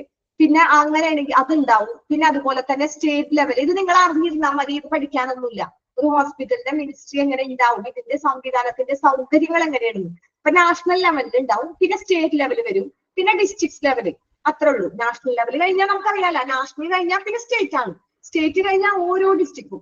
ഡിസ്ട്രിക്ട് വരുമ്പോൾ രണ്ടായിട്ട് തിരിയും, റൂറൽ ഏരിയ ഉണ്ടാവും, അർബൻ ഏരിയ ഉണ്ടാവും. നമ്മൾ റൂറൽ ഏരിയ ഇപ്പൊ പഠിച്ചു ഇല്ലേ, 3 പഠിച്ചു. റൂറൽ ഏരിയയില് CHC പഠിച്ചു, കമ്മ്യൂണിറ്റി പഠിച്ചു, PHC പഠിച്ചു, സബ് സെന്റർ പഠിച്ചു. ഇത് വോളിന്ന് കൊടുത്തേക്കണേ, വലുത് അതിലും കുഞ്ഞിത് ഏറ്റവും കുഞ്ഞിത്. നമ്മൾ ആദ്യം പഠിച്ചത് സബ് സെന്റർ, PHC, CHC, അത് റൂറൽ ഏരിയയില്. ഇത് ഡിസ്ട്രിക്ട് ലെവലില്. അർബൻ ഏരിയയിൽ എന്താ, ഒരുപാട് വലിയ വലിയ ഹോസ്പിറ്റൽ ഉണ്ടാവും, അതുപോലെ ഡിസ്പെൻസറി ഉണ്ടാവും. ഡിസ്പെൻസറികൾ എന്താ വലിയ, ഇതുപോലെ നമ്മൾ പറഞ്ഞു ക്ലിനിക് അല്ലെങ്കിലും അതുപോലെ തന്നെ ഏകദേശം കുറച്ചും കൂടി വലിയ സൗകര്യമല്ല, എന്നാലും ഒരു അത്യാവശ്യ കാര്യങ്ങളൊക്കെ ഉള്ള ഒരു ഡിസ്പെൻസറി അല്ലെ. ഹോമിയോ ക്ലിനിക്ക് പോലത്തെ ഉണ്ടാവും, ഹോമിയോ പിന്നെ ആയുർവേദങ്ങള് അങ്ങനത്തെ ഓരോ ക്ലിനിക്കുകൾ. ഓക്കെ, അപ്പൊ അങ്ങനെ അർബൻ ഏരിയസിൽ അതും ഉണ്ടാവും. അത്രേ ഉള്ളൂ. ഇത് നിങ്ങൾ അറിഞ്ഞിരിക്കാൻ വേണ്ടിയുള്ള ഒരു ചാർട്ടാണ്. നാഷണൽ ലെവലിൽ, സ്റ്റേറ്റ് ലെവലിൽ, ഡിസ്ട്രിക്ട് ലെവൽ എന്ന് പറയുന്നത് ഹെൽത്ത് സിസ്റ്റം ഇൻഫ്രാസ്ട്രക്ചർ, അതിന്റെ ഒരു സ്ട്രക്ചർ പറഞ്ഞുള്ളൂ ഇന്ത്യയിലെ.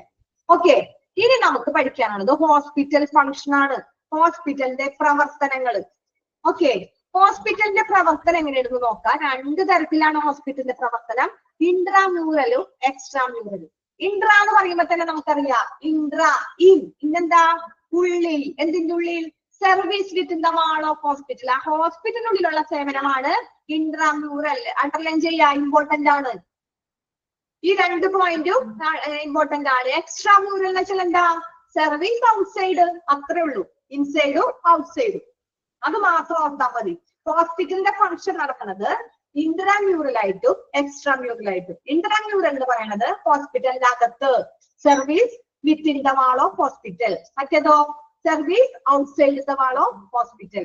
നെക്സ്റ്റ് ഇൻട്രാമ്യൂറൽ ഫംഗ്ഷൻ നമുക്ക് നോക്കാം. ഹോസ്പിറ്റലിന്റെ ഉള്ളിലുള്ള പ്രവർത്തനം നമ്മൾ പറഞ്ഞു ഇൻട്രാമ്യൂറൽ ആണെന്ന്. എന്താണ് ഇൻട്രാമ്യൂറല്, എന്താ ഹോസ്പിറ്റലിന്റെ ഉള്ളില് എന്താ, നമുക്കത് നോക്കാം. റീസ്റ്റോറേറ്റീവ് എന്ന് വെച്ചാൽ എന്താ പുനഃസ്ഥാപിക്കുക, റീസ്റ്റോർ ചെയ്യുക. രണ്ടാമതും റീസ്റ്റോർ ചെയ്യുക, സ്റ്റോർ ചെയ്യുക, അതുപോലെ റീസ്റ്റോർ ചെയ്യുക, പുനഃസ്ഥാപിക്കുക. അതിലെന്താ ഫസ്റ്റ് എന്ന് പറയുന്നത് ഡയഗ്നോസ്റ്റിക്. എന്താ ഡയഗ്നോസ്റ്റിക് എന്ന് വെച്ചാൽ രോഗം, നമ്മൾ എങ്ങനെയാണ് രോഗങ്ങൾ കണ്ടുപിടിക്കുക, രോഗനിർണയം. These consist of the inpatient service involving medical, surgical and other specialities and special diagnostics. എന്താ പറഞ്ഞേ, നമ്മൾ ഹോസ്പിറ്റൽ പേഷ്യൻസിനെ ഡയഗ്നോസ്, രോഗനിർണയം കണ്ടുപിടിക്കാം. അത് എങ്ങനെ കണ്ടുപിടിക്കും, അതിൽ ഉൾപ്പെട്ടിട്ടുണ്ട് മെഡിക്കലായിട്ടും സർജിക്കലായിട്ടും ആൻഡ് എന്തെങ്കിലും സ്പെഷ്യലൈസ് ചെയ്തിട്ട് ഏതെങ്കിലും വേറെ വല്ല എന്തെങ്കിലും സ്പെഷ്യലൈസ് ചെയ്തെങ്കിലും സ്പെഷ്യൽ ഡയഗ്നോസ് നമുക്ക് രോഗം കണ്ടുപിടിക്കാം അല്ലെ.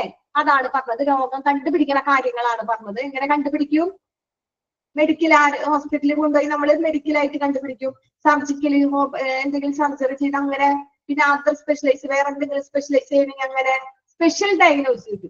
ഇപ്പൊ വേറെ വല്ല ക്യാൻസർ ഒക്കെ ആണെങ്കിൽ നമ്മൾ എന്ത് ചെയ്യും, അതിനൊരു സ്പെഷ്യൽ രോഗനിർണയമാണ് നടത്തുന്നത്.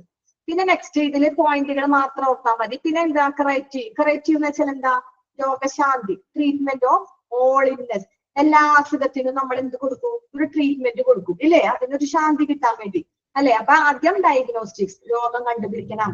നെക്സ്റ്റ് കറേറ്റീവ്, അതിനെന്താ ഒരു രോഗ ട്രീറ്റ്മെന്റ് ചെയ്യണം, രോഗശാന്തിക്ക്. നെക്സ്റ്റ് സി എന്താ, റിഹാബിലിറ്റേറ്റീവ് എന്ന് വെച്ചാൽ എന്താ, പുനഃസ്ഥാപിക്കണം. റിഹാബിലിറ്റേറ്റീവ് എന്ന് വെച്ചാൽ പുനഃസ്ഥാപിക്കണം. എന്ത് പുനഃസ്ഥാപിക്കണം, ആ പേഷ്യൻസിന്റെ ഫിസിക്കലായ, മെന്റലായ, സോഷ്യൽ റിഹാബിലിറ്റേഷൻ എന്ന് വെച്ചാൽ ശാരീരികമായിട്ട് എന്തെങ്കിലും ഉണ്ടെങ്കിൽ, മാനസികമായിട്ട് സോഷ്യൽ റിഹാബിലിറ്റേഷൻ എന്ന് വെച്ചാൽ എന്താ, സാമൂഹികമായിട്ട് അങ്ങനെ എന്തെങ്കിലും പുനഃസ്ഥാപിക്കാൻ വേണ്ടെങ്കിൽ പുനഃസ്ഥാപിക്കണം എന്ന് വെച്ചാൽ പേഷ്യൻസിന് കണ്ടീഷന്റെ കാര്യങ്ങൾ അങ്ങനെ എന്തെങ്കിലും ആണ് റിഹാബിലിറ്റേറ്റീവ് ഇവിടെ വന്നത്. കെയർ ഓഫ് എമർജൻസീസ് എന്ന് വെച്ചാൽ എന്താ, എന്തെങ്കിലും എമർജൻസി കേസ് അത് പറഞ്ഞിട്ടുണ്ട് ഇവിടെ, ആക്സിഡന്റ് അല്ലെങ്കിൽ എന്തെങ്കിലും ഭയങ്കര ഡിസീസ്. ഒരു ആക്സിഡന്റ് വന്നാൽ എമർജൻസി കേസ് അല്ലേ, പെട്ടെന്ന് ഒരാൾക്ക് നെഞ്ചുവേദന, അറ്റാക്ക് ഒക്കെ വന്നാൽ, അങ്ങനത്തെ ഒരു അസുഖം വന്നാൽ എന്താ, അതും ഒരു കെയർ ഓഫ് എമർജൻസി കേസ്. അപ്പൊ ഈ 4 പോയിന്റ് മാത്രം ഓർത്തിരുന്നാൽ മതി.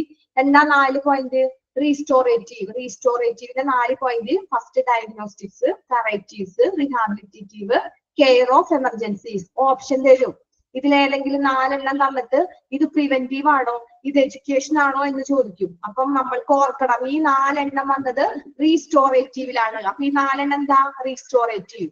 ഓക്കെ, നെക്സ്റ്റ് പ്രിവെന്റീവ്, രണ്ടാമത്തെ പ്രിവെന്റീവ്. അതിൽ തന്നെ അറിയാം എന്താ പ്രിവെന്റീവ്, നമ്മൾ പ്രിവെന്റ് ചെയ്യാം അല്ലെ. എന്താ പ്രിവെന്റ് ചെയ്യേണ്ടത്? Supervision of normal pregnancies and child birth എന്ന് വെച്ചാൽ എന്താ? സാധാരണയായിട്ട് നമ്മൾ സംരക്ഷിക്കണം. എന്തിന്? ഗർഭധാരണത്തിന്റെയും പ്രസവത്തിന്റെയും മേൽനോട്ടം അതുണ്ടായിരിക്കണം ഒരു ഹോസ്പിറ്റലില്, വേണ്ടേ?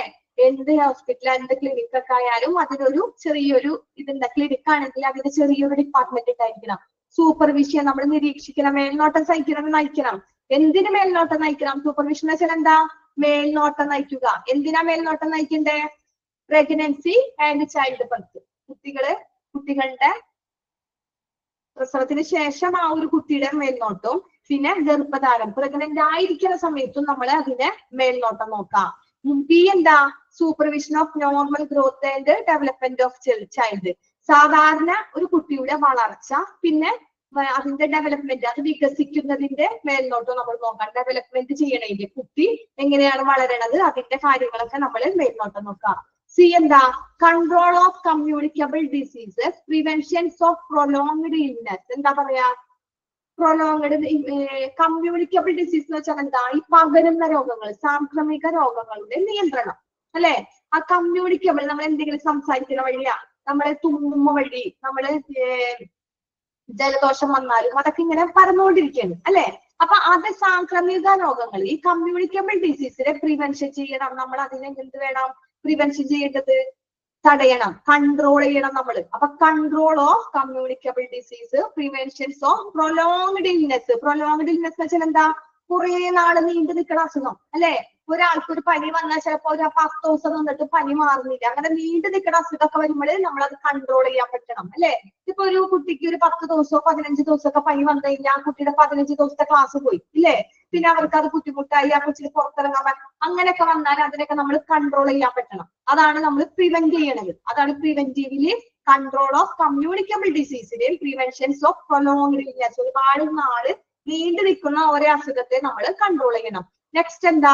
Health education. ഹെൽത്ത് എഡ്യൂക്കേഷൻ എന്ന് വെച്ചാൽ ആരോഗ്യ വിദ്യാഭ്യാസം. നമ്മളെ ഓരോരുത്തർക്കും ആരോഗ്യത്തെ കുറിച്ച് ഒരു ക്ലാസ് കൊടുക്കണം. അതുപോലെ ഒക്യുപേഷൻ, അതിന്റെ തൊഴിൽ, അതൊക്കെയാണ് ഈ പ്രിവെന്റീവില് പറയണത്. തൊഴിലിന്റെ കാര്യമൊക്കെ വരുന്നത് പ്രിവെന്റീവ് ആണ്. അപ്പൊ പ്രിവെന്റീവില് നോർമൽ പ്രഗ്നൻസി വരുന്നുണ്ട്, ചൈൽഡ് ബർത്ത് വരുന്നുണ്ട്, നെക്സ്റ്റ് നോർമൽ ഗ്രോത്ത് വരുന്നുണ്ട്, ഡെവലപ്മെന്റ് ഓഫ് ചിൽഡ്രൻ വരുന്നുണ്ട്. കൺട്രോൾ ഓഫ് കമ്മ്യൂണിക്കബിൾ ഡിസീസ്, അതിനെ പ്രിവെന്റ് ചെയ്യണത് എങ്ങനെ? കൂടുതൽ നാള് പ്രൊലോങ്ഡ് ഇൽനെസ് കൊണ്ട്. പിന്നെ health education and occupation. Okay, next education ആണ്. മൂന്നാമത്തെ പോയിന്റ് എഡ്യൂക്കേഷൻ. എന്താണ് എഡ്യൂക്കേഷൻ? നമുക്ക് നോക്കാം. മെഡിക്കൽ അണ്ടർ ഗ്രാജുവേറ്റ് എന്ന് വെച്ചാൽ എന്താ? മെഡിക്കൽ ബിരുദാരികൾ. എഡ്യൂക്കേഷൻ ഒരുപാട് എഡ്യൂക്കേഷൻ ഉണ്ട്, ഒരുപാട് വിദ്യാഭ്യാസം ഉണ്ട്. അതിലുള്ള ഫസ്റ്റ് എഡ്യൂക്കേഷൻ ആണ് മെഡിക്കൽ അണ്ടർ ഗ്രാജുവേഷൻ എന്ന് വെച്ചാൽ മെഡിക്കൽ പരമായിട്ട് അവർക്ക് എന്താ? ബിരുദാരികള്, മെഡിക്കൽ ബിരുദാരികള്, ഗ്രാജുവേറ്റ്, അല്ലെ? Next specialised and post graduate എന്ന് വെച്ചാൽ എന്താ? ഏതെങ്കിലും ഒരു വിഷയത്തിന്, ഏതെങ്കിലും ഒരു സെപ്പറേറ്റ്, നമ്മള് ഇപ്പൊ എല്ലിന്റെ ഒക്കെ ആണെങ്കിൽ എല്ലിന് മാത്രം സ്പെഷ്യലൈസ് ചെയ്യാം, അതിനൊരു പോസ്റ്റ് ഗ്രാജുവേറ്റ് എടുക്കുക. ഓക്കെ, പിന്നെന്താ? കണ്ണിന്റെ ആണെങ്കിലോ, ഇപ്പൊ നമ്മൾ എഡ്യൂക്കേഷൻ കണ്ണ് ഡോക്ടറൊക്കെ ആണെങ്കിൽ അവർ അതിന് മാത്രം സ്പെഷ്യലൈസ് ചെയ്യുള്ളൂ.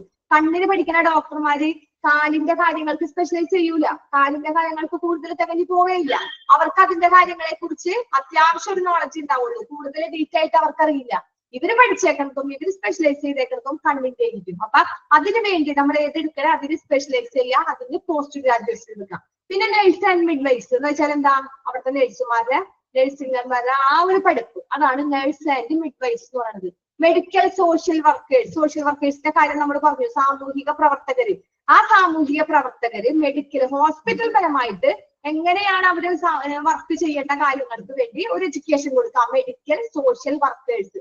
ഇവിടെ ആരോ ചോദിച്ചേർന്നല്ല സോഷ്യൽ വർക്കേഴ്സിന്റെ, അതാണ് സാമൂഹ്യ വർക്കേഴ്സുമാർക്ക് മെഡിക്കൽ പരമായിട്ട് ഹോസ്പിറ്റലിൽ അവരെന്ത് ചെയ്യണം, ആരോഗ്യപരമായിട്ട് അവരെന്തൊക്കെ ചെയ്യണം എന്നുള്ള കാര്യങ്ങൾക്ക് ഒരു എഡ്യൂക്കേഷൻ കൊടുക്കുക. അത് പാരാമെഡിക്കൽ സ്റ്റാഫ് എന്ന് വെച്ചാൽ എന്താ? ഫാർമസി, അങ്ങനത്തെ ഉള്ള കാര്യങ്ങൾ, മരുന്നിന്റെ കാര്യങ്ങൾ. പാരാമെഡിക്കൽ സ്റ്റാഫ് എന്ന് വെച്ചാൽ ഹോസ്പിറ്റലിൽ വരുന്ന ഇഞ്ചക്ഷൻസ്, മരുന്നുകള്, പിന്നെ പേഷ്യൻസിന് കൊടുക്കുന്ന കാര്യങ്ങള്, നെബുലൈസ്, അതിന്റെ അളവ്, അങ്ങനത്തെ ഉള്ള കാര്യങ്ങൾക്ക് വേണ്ടി ഒരു എഡ്യൂക്കേഷൻ കൊടുക്കാം. Next community health education. Community health education എന്ന് വെച്ചാൽ എന്താ? നമ്മുടെ ഈ കമ്മ്യൂണിറ്റി, നമ്മുടെ ഈ ഒരു സമൂഹം, നമ്മുടെ ഈ ഒരു സൊസൈറ്റി, അതിനെ കുറിച്ച് ഒരു ഹെൽത്ത് എഡ്യൂക്കേഷൻ, അതിനൊരു ആരോഗ്യ വിദ്യാഭ്യാസം കൊടുക്കണം.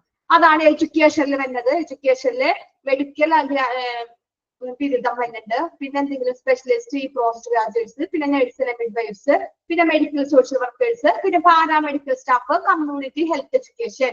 Next research. നാലാമത് വന്നത് എന്താ? റിസർച്ച്, ഗവേഷണങ്ങൾ. എങ്ങനെയാണ് ഗവേഷണം? Physical and psychological and social aspects of health and disease. എന്ത്? ആരോഗ്യത്തിന്റെയും രോഗത്തിന്റെയും ശാരീരികവും മാനസികവും സാമൂഹികവുമായ ആസ്പെക്ട്സ്. എന്തിന്റെയാണ്? ആരോഗ്യത്തിന്റെ, നമ്മുടെ ഹെൽത്ത്, നമ്മുടെ ആരോഗ്യത്തിന്റെ എന്തിന്റെ ഒക്കെ വേണ്ടിയിട്ടാ? ആരോഗ്യത്തിന്റെ ശാരീരികമായിട്ട് നോക്കണം, ഫിസിക്കലായിട്ട് വേണം, അതുപോലെ തന്നെ മാനസികമായിട്ട് വേണം, സൈക്കോളജിക്കൽ. മാനസികമായിട്ടും സോഷ്യൽ ആസ്പെക്ട്, സാമൂഹ്യമായിട്ട് ഇതിന്റെ എന്തെല്ലാം വശങ്ങളുണ്ട്, അങ്ങനത്തെ ഉള്ള അസുഖങ്ങളൊക്കെ നമ്മൾ അറിഞ്ഞിരിക്കണം. Clinical medicine. Next clinical medicine അറിയണം. ആ ഹോസ്പിറ്റലിൽ ക്ലിനിക്കൽ ആണെങ്കിൽ ക്ലിനിക്കൽ പരമായിട്ട് ഫസ്റ്റ് നമ്മൾ മെഡിസിൻ എന്തൊക്കെയുണ്ട് അങ്ങനത്തെ കാര്യങ്ങൾ അറിയാം. പിന്നെ hospital practice and administration. Last നമ്മൾ ഇതൊക്കെ പറഞ്ഞതിന് ശേഷം ഏതെങ്കിലും ഒരു ഹോസ്പിറ്റലിൽ പ്രാക്ടീസ് ചെയ്യണം. അതിന്റെ അഡ്മിനിസ്ട്രേഷന്റെ ഹോസ്പിറ്റലിലും അല്ലെങ്കിൽ പ്രാക്ടീസ് ചെയ്യാം, അല്ലെങ്കിൽ അഡ്മിനിസ്ട്രേഷൻ ഇവിടെ എന്തെങ്കിലും നമ്മൾ ചെയ്യാം. പിന്നെ എക്സ്ട്രാ മ്യൂറൽ ഫംഗ്ഷൻ നമ്മൾ പറഞ്ഞു. എക്സ്ട്രാ മ്യൂറൽ അതെവിടെ? ഇത്രയും കാര്യങ്ങൾ പറഞ്ഞത് ഇൻട്രാമ്യൂറൽ ആണ്. ഓക്കെ, ഈ 4 പോയിന്റ് പറഞ്ഞു നമ്മൾ. ഇൻട്രാമ്യൂറൽ ആണ് ഈ 4 പോയിന്റ് പറഞ്ഞത്. Restorative, preventive, education, research. ഈ 4 പോയിന്റില് ചിലപ്പോ നിങ്ങളോട് ഇതിലേതെങ്കിലും ഒരെണ്ണം തന്നിട്ട് ഇത് എക്സ്ട്രാ മ്യൂറൽ ആണോ ഇൻട്രാമ്യൂറൽ ആണോ എന്ന് ചോദിക്കും. അതുകൊണ്ട് ഈ 4 പോയിന്റും എന്താണ്? ഇൻട്രാമ്യൂറൽ ആണ്. ഈ ഇൻട്രാമ്യൂറലിന്റെ ഉള്ളിൽ 4ന്റെ ഓരോ സെക്ഷനായിട്ട് പറഞ്ഞത് ഉള്ളിലുള്ളതാണ്, ബാക്കിയുള്ള കാര്യങ്ങൾ പറഞ്ഞത്. പിന്നെ എക്സ്ട്രാ മ്യൂറൽ അതിനെന്തൊക്കെയാണ് നോക്കാം. എക്സ്ട്രാ എന്ന് പറയുമ്പോൾ തന്നെ നമുക്കറിയാം അത് പുറത്തുനിന്നാണ്. Outpatient services, outpatient നിന്നാണ്. ഔട്ട് പേഷ്യന്റിന്റെ സർവീസ് പുറത്തുനിന്ന്. എങ്ങനെ പേഷ്യന്റ് തന്നെ അവർക്കുള്ള സേവനം, അവർ ഫസ്റ്റ് ടൈം ആദ്യമായിട്ട് ഹോസ്പിറ്റലിൽ വരുമ്പോൾ നമുക്ക് എന്തൊക്കെ ചെയ്യാൻ പറ്റും, അങ്ങനെ സേവനങ്ങള്. പിന്നെ ഹോം കെയർ. ഹോം കെയർ എന്ന് വെച്ചാൽ എന്താ? ഈ പാലിയേറ്റീവ് തണല് നമ്മളുടെ അടുത്ത വീടിന്റെ അരിത്തൊക്കെ ചില ട്രസ്റ്റുകൾ, ഇപ്പൊ SNDP ആണെങ്കിൽ SNDP കീഴിൽ ഒരു ചെറിയ ഒരു ഹെൽത്ത് ഉണ്ടാവും, പാലിയേറ്റീവ് കെയർ ഉണ്ടാവും. അതുപോലെ തന്നെ മുസ്ലിംസിന്റെ ആയാലും അങ്ങനെ ഓരോന്നിനായാലും ഒരു ഹെൽത്ത് കെയർ ഉണ്ട്. ആ ഹെൽത്ത് കെയർ എന്ന് വെച്ചാൽ പാലിയേറ്റീവ് ഹെൽത്ത് കെയർ എന്നാ നമ്മൾ പറയാം. അങ്ങനെ വീടുകളിൽ തന്നെ ഇരിക്കുന്നത്. അതില് ഹോം കെയർ ആയിട്ട് പോകും. ഹോം കെയർ ആയിട്ട് നമ്മൾ എന്താ? ഹോം കെയർ ആയിട്ട് പോകണേ നമുക്ക് ആർക്കും വേണമെങ്കിലും പോവാം. ഇപ്പൊ എനിക്ക് 2-3 രോഗികളെ കാണണം, നമുക്ക് അതിന് ഫീസ് ഒന്നുമില്ല. പക്ഷെ നമ്മൾ എന്തിനാ പോകണം? ഒരു സാറ്റിസ്ഫാക്ഷൻ നമ്മുടെ മൈൻഡിന്. 2 രോഗികളോട് നമ്മൾ കണ്ട് നേരിട്ട് സംസാരിക്കുമ്പോൾ നമുക്ക് ആ ഒരു എനർജി കിട്ടും. അപ്പൊ നമ്മൾ എന്താ? ഹോം കെയർ സർവീസ് ചെയ്യാം. അതാണ് ഹോം കെയർ ഒക്കെ എന്തിലാ പെടുന്നത്? ഈ എക്സ്ട്രാ മ്യൂറലാ പെടുന്നത്. അതാണ് ഹോം കെയർ എന്ന് പറയുന്നത്. ആംബുലൻസിൽ കയറി ഇപ്പൊ ഞങ്ങളുടെ വീടിന്റെ അടുത്തൊക്കെ അങ്ങനത്തെ ഇത്തമാര് ഹോം കെയറിൽ പോകും. അവർക്ക് കാശ് കിട്ടിയിട്ടല്ല, അവർക്ക് ഓരോ പേഷ്യന്റിന്റെ, ഷുഗർ പേഷ്യന്റിന്റെ കാല് പൊട്ടിയതൊക്കെ കാണുമ്പോ ഇത്ത ഫോട്ടോ എടുത്തായിരിക്കും ഭയങ്കര ബുദ്ധിമുട്ടാണ് ഇങ്ങനെയെന്നൊക്കെ പറഞ്ഞിട്ട്. പിന്നെ മൊബൈൽ ക്ലിനിക്ക് നമ്മൾ കണ്ടിട്ടുണ്ടാവും. മൊബൈൽ ക്ലിനിക്ക് ഈ ആംബുലൻസിലൊക്കെ പോലെ മൊബൈൽ ആംബുലൻസിൽ ഇതേപോലെ ഒരു മൊബൈൽ ക്ലിനിക്ക് ഉണ്ടാവും. ചെറിയ ക്ലിനിക്കാണ്. അതും ഈ എക്സ്ട്രാ മ്യൂറൽ ഫംഗ്ഷനിൽ പെടുന്നതാണ്. എക്സ്ട്രാ മ്യൂറൽ ഫംഗ്ഷനിൽ ഇപ്പൊ എന്തൊക്കെ പെടും എന്നാണ് ഈ താഴെ പറയണത്. പിന്നെ day care centre. Day care centre എന്ന് വെച്ചാൽ എന്താ? ഡേ കെയർ നമ്മൾ ഡെയിലി കെയർ കൊടുക്കണം. ഇപ്പൊ ഡേ കെയർ നമ്മൾ കണ്ടിട്ടുണ്ടല്ല, എങ്ങനെയാണ് ഡേ കെയർ? ഹോസ്പിറ്റൽ കുട്ടികളെ ചേർക്കുന്ന ഡേ കെയർ അല്ല, ട്രീറ്റ്മെന്റിന് വേണ്ടിയിട്ടുള്ള ഡേ കെയർ സെന്റർ ഉണ്ട്. കുട്ടി ഫസ്റ്റ് എയ്ഡ് കാര്യങ്ങൾ, അത്യാവശ്യത്തിനുള്ള കാര്യങ്ങൾക്ക് വേണ്ടിയിട്ടുള്ള ഡേ കെയർ സെന്റർ. അതാണ് ഇവിടെ പറഞ്ഞത്. ഡെയിലി ഒരു കെയർ, അവിടെ എന്നും ട്രീറ്റ്മെന്റ് ഉണ്ടാവും. എന്തോ നമുക്കിപ്പോ ഡ്രസ് ഒരു കാലിന് എന്തെങ്കിലുമൊക്കെ വന്നു, ഡോക്ടർ പറയും നിങ്ങളുടെ വീടെടുത്ത് ഡെയിലി വന്ന് ഡ്രസ് ചെയ്യാനൊക്കെ പറയുകയാണെങ്കിൽ നമ്മൾ അടുത്തുള്ള ഡേ കെയർ പോയി ഡ്രസ് ചെയ്യും. അങ്ങനത്തെ ഉള്ള ഇതാണ് ഡേ കെയർ സെന്റർ. പിന്നെ നൈറ്റ് ഹോസ്പിറ്റൽ, നമ്മുടെ ഹോസ്പിറ്റൽ രാത്രിയുള്ള ഹോസ്പിറ്റൽ, വർക്ക് ചെയ്യുന്ന രാത്രി ഹോസ്പിറ്റലും ഈ എക്സ്ട്രാ മ്യൂറൽ പെടും. പിന്നെ മെഡിക്കൽ കെയർ ക്യാമ്പുകൾ ഉണ്ടാവും.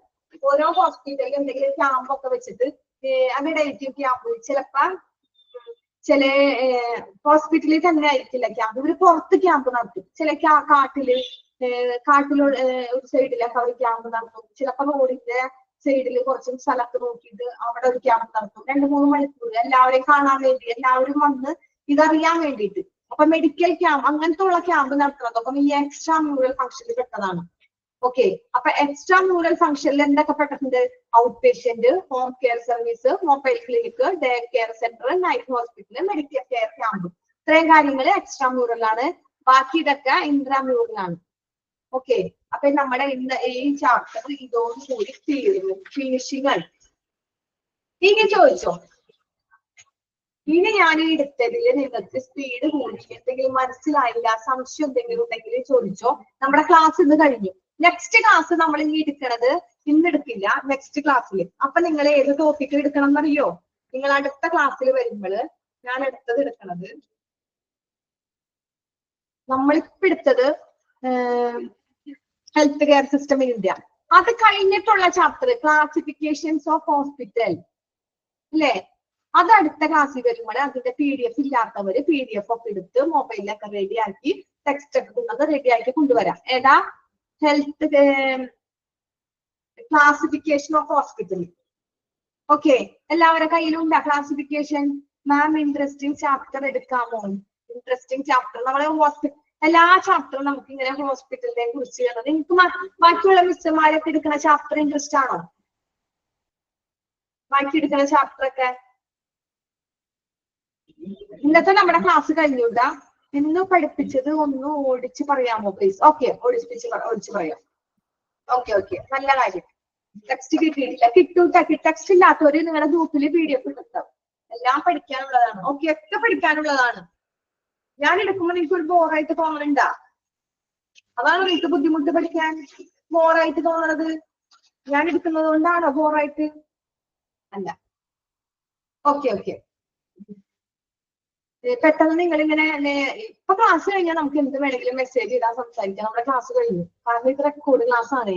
ഒരുപാട് പേര് ജോലി തിരക്കിലൊക്കെ ഇത് കാണുന്നവരുണ്ടാവും. അപ്പൊ അവര് പറയുമ്പോൾ ഞാനിങ്ങനെ സംസാരിക്കണോണ്ട് ലാഗ് ചെയ്യണം, അവർക്ക് പെട്ടെന്ന് ക്യാച്ച് ചെയ്യാൻ പറ്റണില്ല. അതുകൊണ്ടാണ് ഞാൻ നമുക്ക് ലാസ്റ്റ് സംസാരിക്കാന്നുണ്ട്. ഇപ്പൊ നമുക്ക് ടൈം ഉണ്ട്, നമുക്ക് ഇപ്പൊ പറയാലോ. അതാണ് കുറച്ച് സ്പീഡ് ഉണ്ടായി. ഓക്കെ, ഇത് പെട്ടെന്ന് തീർക്കണമല്ലോ. അതാണ്. ഇനി നമ്മൾ എന്താ പറഞ്ഞത്? നമ്മൾ പറഞ്ഞത് 3 ടയർ സിസ്റ്റം തുടങ്ങി. ഞാൻ പറയാം 3 ടയർ സിസ്റ്റത്തിന്റെ കാര്യം പറഞ്ഞു. അത് സബ് സെന്റേഴ്സിലാണ് പറഞ്ഞത്. സബ് സെന്റേഴ്സില് 3 ടയർ സിസ്റ്റം. അതാണ് ഏറ്റവും ചെറുത്.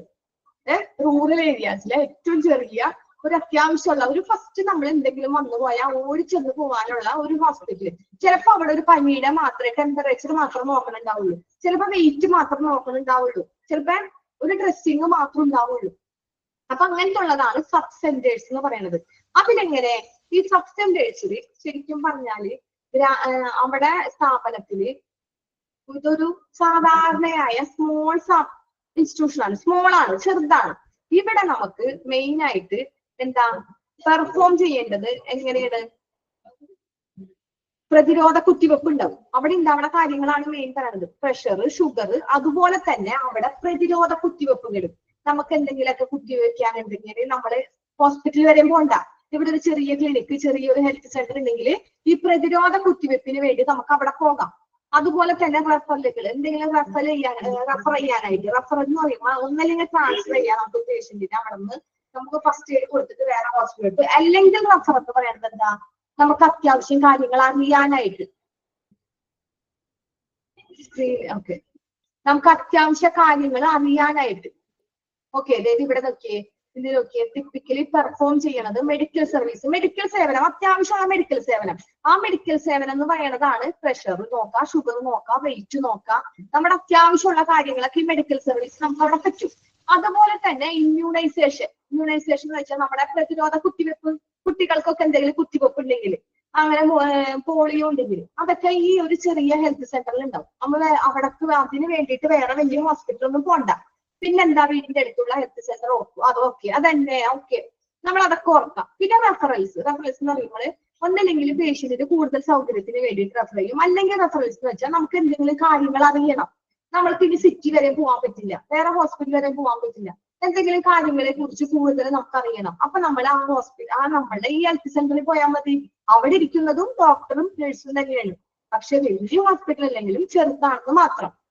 ഓക്കെ, പിന്നെന്താ പറഞ്ഞേ? അവിടെ ടെമ്പററി സ്ട്രക്ചർ എന്ന് പറയുന്നത് അതിന്റെ ഒരു ഘടന, സ്ട്രക്ചർ. ഈ സബ് സെന്റേഴ്സിന്റെ ഒരു സ്ട്രക്ചർ എന്ന് പറയുന്നത് എന്താ? 1-2 കെയർ വർക്കേഴ്സ് ഉണ്ടാവും ജോലിക്കാരായിട്ട്. നമ്മളെ ട്രീറ്റ്മെന്റ് ചെയ്യണ വർക്കേഴ്സ് ആകെ 1-2 ഉണ്ടാവുള്ളൂ. പിന്നെന്താ അവിടെ പറഞ്ഞത്? ഇതിന് നമ്മൾ 5000 വ്യക്തികൾക്കാണ് ഈ ഹോസ്പിറ്റലിൽ വേണ്ടത്. ഏകദേശം ഒരു 5000 വ്യക്തികൾ ആ ഹോസ്പിറ്റലിൽ വരും. ഇപ്പൊ കൊച്ചിന് ഇഞ്ചക്ഷൻ എടുക്കാനുണ്ടാവും, നമ്മൾ പറഞ്ഞു ഇമ്മ്യൂണൈസേഷൻ, പ്രതിരോധ കുത്തിവെപ്പ്. അപ്പൊ അങ്ങനെയൊക്കെ കൂടി കൂട്ടിക്കഴിഞ്ഞാൽ ആകെ മൊത്തം നോക്കിയാൽ ചിലപ്പോ ഒരു മാസം 5000 ഇൻഡിവിജ്വൽസ് അവിടെ ഉണ്ടാവുള്ളൂ. അത്രയും ചെറിയ ഹോസ്പിറ്റലാണ്. അതാണ് അവിടെ പറഞ്ഞത്. അത്രയും കാര്യങ്ങൾ ഓർക്കാം. രണ്ടാമത് പറഞ്ഞത് എന്താ? Primary health centre. അതാണ് PHC. പ്രൈമറി ഹെൽത്ത് സെന്റർ എന്ന് വെച്ചാൽ പ്രാഥമിക ആരോഗ്യ കേന്ദ്രം. ഓക്കെ, ആ പ്രാഥമിക ആരോഗ്യ കേന്ദ്രം എന്ന് പറയുന്നത് ഈ സബ് സെന്റേഴ്സിനേക്കാളും കുറച്ചും കൂടി വലുത്. ഓക്കെ, അതിലെന്തുണ്ടാവും? അതില് ക്വാളിഫൈഡ് ആയ 2 ഡോക്ടർമാരുണ്ടാവും. മറ്റോടത്ത് ഡോക്ടർമാരുടെ എണ്ണം പറഞ്ഞിട്ടില്ലെങ്കിലും നമുക്ക് ഊഹിക്കാം. എംപ്ലോയിങ് 1-2 കെയർ വർക്കേഴ്സ് ഉണ്ടെങ്കിൽ അതിൽ ഒരെണ്ണം ചിലപ്പോൾ ഡോക്ടർ ആയിരിക്കും. ഓക്കെ, 2 ഡോക്ടർമാരുണ്ടാവില്ല. 2 ഡോക്ടർമാർ എവിടെ ഉണ്ടാവും? ഈ പ്രൈമറി ഹെൽത്ത് സെന്ററിൽ 2 ക്വാളിഫൈഡ് ആയ ഡോക്ടർമാരുണ്ടാവും. അതിനോടൊപ്പം തന്നെ 14 പാരാമെഡിക്സ് എന്ന് വെച്ചാൽ മരുന്ന് എടുത്തു കൊടുക്കുന്നവരും നഴ്സുമാരി അങ്ങനത്തെ ഉള്ള ആ ഒരു ഏരിയയിൽ 14 മെഡിക്കൽസ് ഉണ്ടാവും. പിന്നെ സപ്പോർട്ട് ചെയ്യാനായിട്ട് കുറച്ച് സ്റ്റാഫ് ഉണ്ടാവും. സപ്പോർട്ട് സ്റ്റാഫ് എന്ന് വെച്ചാൽ ചിലപ്പോൾ ഒരു അറ്റൻഡർ ഉണ്ടാവും, ചിലപ്പോൾ ഒരു സെക്യൂരിറ്റി എങ്ങാനും ഉണ്ടാവും. അത്രേ കാണുള്ളൂ. പിന്നെന്താ പറഞ്ഞേ? ഇതിലും റെഫറൽ യൂണിറ്റ് ഉണ്ട്. റെഫറൽ യൂണിറ്റ് എന്ന് വെച്ചാൽ നമുക്ക് പെട്ടെന്ന് പോയി എന്തെങ്കിലും ചെയ്യാനാ, എന്തെങ്കിലും ഹോസ്പിറ്റൽ നമ്മുടെ കാര്യങ്ങൾ. ക്ലസ്റ്റർ എന്താ? ക്ലസ്റ്റർ എന്ന് വെച്ചാൽ എന്താ? എവിടെ ക്ലസ്റ്റർ എന്ന് പറഞ്ഞേക്കണേ? പിന്നെ referral unit for sub centre cluster about 6. Cluster about 6 എന്ന് വെച്ചാൽ എന്താ? അത് ക്ലസ്റ്റർ അബൌട്ട് 6 എന്ന് വെച്ചാല് നമ്മുടെ 6 സബ് സെന്റർ ഗ്രൂപ്പ്. അതന്നെ ഈ 6 സബ് സെന്റേഴ്സ് എന്ന് പറഞ്ഞില്ലേ, ചെറിയ ഹോസ്പിറ്റലിലെ ആ ചെറുത് ഫസ്റ്റ് നമ്മൾ പഠിച്ച 6 സബ് സെന്റേഴ്സിന്റെ ആ ഒരു ഗ്രൂപ്പ്, ആ ഒരു ക്ലസ്റ്റർ എല്ലാം കൂടി ചേർന്നതാണ് ഈ PHC എന്ന് പറയുന്നത്. മനസ്സിലായി? 6 എണ്ണം ചേർന്ന 6 സബ് സെന്റേഴ്സ് ചേർന്ന ഒരു പ്രൈമറി ഹെൽത്ത് സെന്റർ. ഓക്കെ, അത്രേ ഉള്ളൂ. പിന്നെ അവിടെ ട്രീറ്റ്മെന്റ്, അവിടുത്തെ ട്രീറ്റ്മെന്റ് എങ്ങനെയായിരിക്കും? അഡീഷണൽ ആയിട്ട് അവിടെ പുറത്തുനിന്നുള്ള പേഷ്യന്റ് കൂടുതലും ഔട്ട് പേഷ്യന്റ് ട്രീറ്റ്മെന്റ്. രമ്യമിസിന് എന്തോ വേറെ ക്ലാസ് ഉണ്ട്. അതാണ് രമ്യമിസിന് വേറെ ക്ലാസ് ഉള്ളത് കൊണ്ട് അങ്ങോട്ട്. പിന്നെന്താ ഇതില് പറഞ്ഞേ? PHC ഫെസിലിറ്റി ചെയ്യുന്നത് 6 ബെഡ് ഉണ്ടാവുള്ളൂ. അതുപോലെ തന്നെ 30,000 ജനങ്ങൾക്ക് നമുക്ക് ട്രീറ്റ്മെന്റ് കൊടുക്കാം. പിന്നെ കമ്മ്യൂണിറ്റി ഹെൽത്തിൽ ഇതുപോലെ എക്സ്റേ ഉണ്ടാവും, ലാബ് ഉണ്ടാവും. പിന്നെ 1,20,000 ജനങ്ങൾക്ക് കൊടുക്കാൻ പറ്റും. 4 PHC കൂടിയത്. നമ്മൾ മറ്റേതില് സബ് സെന്റേഴ്സിൽ ഒന്നും പറഞ്ഞിട്ടില്ല. പ്രൈമറിയില് 6 സബ് സെന്റേഴ്സ് കൂടിയത്. അണ്ടർലൈൻ ചെയ്യേണ്ടത് അവിടെയാണ്. വ്യത്യാസം നോക്കി. പ്രൈമറിയില് 6 സബ് സെന്റേഴ്സ്, ഓരോ 6 സബ് സെന്റേഴ്സും ചേർന്നത്. ആ സ്ഥാനത്ത് കമ്മ്യൂണിറ്റി ഹെൽത്ത് സെന്ററിൽ പറഞ്ഞേക്ക് 4 PHC ചേർന്നത്, 4 പ്രൈമറി ഹെൽത്ത് സെന്റർ ചേർന്നത്. മനസ്സിലായ? അങ്ങനത്തെ സർവീസ് ആണ് കമ്മ്യൂണിറ്റിയിൽ. അപ്പൊ പ്രൈമറിക്ക് സബ് സെന്റേഴ്സ് 6 എണ്ണം, കമ്മ്യൂണിറ്റിക്ക് 4 പ്രൈമറി സെക്ടേഴ്സ്. മനസ്സിലായ? പാരാമെഡിക്കൽ എന്ന് പറയുന്നത്, പാരാമെഡിക്കലിന് ലാബ് വരും, ഫാർമസി വരും, അങ്ങനത്തെ കാര്യങ്ങളൊക്കെ വരും. എക്സ്റേ ഒന്നും ഉണ്ടാവില്ല. ലാബ്, മരുന്ന് കൊടുക്കണത്, അങ്ങനത്തെ കാര്യങ്ങൾ. ലാബ് എന്ന് പറയുമ്പോൾ അത്യാവശ്യം ബ്ലഡ് ടെസ്റ്റ്, യൂറിൻ ടെസ്റ്റ് മാത്രമേ ഉണ്ടാവുള്ളൂ. ബാക്കിയുള്ള ടെസ്റ്റ് ഒന്നും ഉണ്ടാവില്ല. അത് സബ് സെന്റർ അല്ല, കുറച്ച് സൗകര്യമുള്ളൂ. അപ്പൊ നിങ്ങൾ ഇത് മാത്രം ഓർക്കാട്ടെ. 6 സബ് സെന്റർ പ്രൈമറിയില്, 4 PHC, 4 പ്രൈമറി ചേർന്നത് കമ്മ്യൂണിറ്റിയിൽ, 30 ബെഡ് ഉണ്ടാവും. ഓക്കെ, ഇത്രയേ ഉള്ളൂ കാര്യങ്ങൾ. വെറുതെ ചുമ്മാ വായിച്ചു നോക്കിയാൽ മതി. ഈ പറഞ്ഞ പോയിന്റുകളൊക്കെ അണ്ടർലൈൻ ചെയ്തത് മാത്രം പഠിച്ചാൽ മതി, കൂടുതലൊന്നുമില്ല. Okay, thank you. നമ്മുടെ ക്ലാസ് കഴിഞ്ഞിട്ട് ചെയ്യണ്ടാ. ഓക്കെ, നെക്സ്റ്റ് ക്ലാസ്സിൽ കാണാം.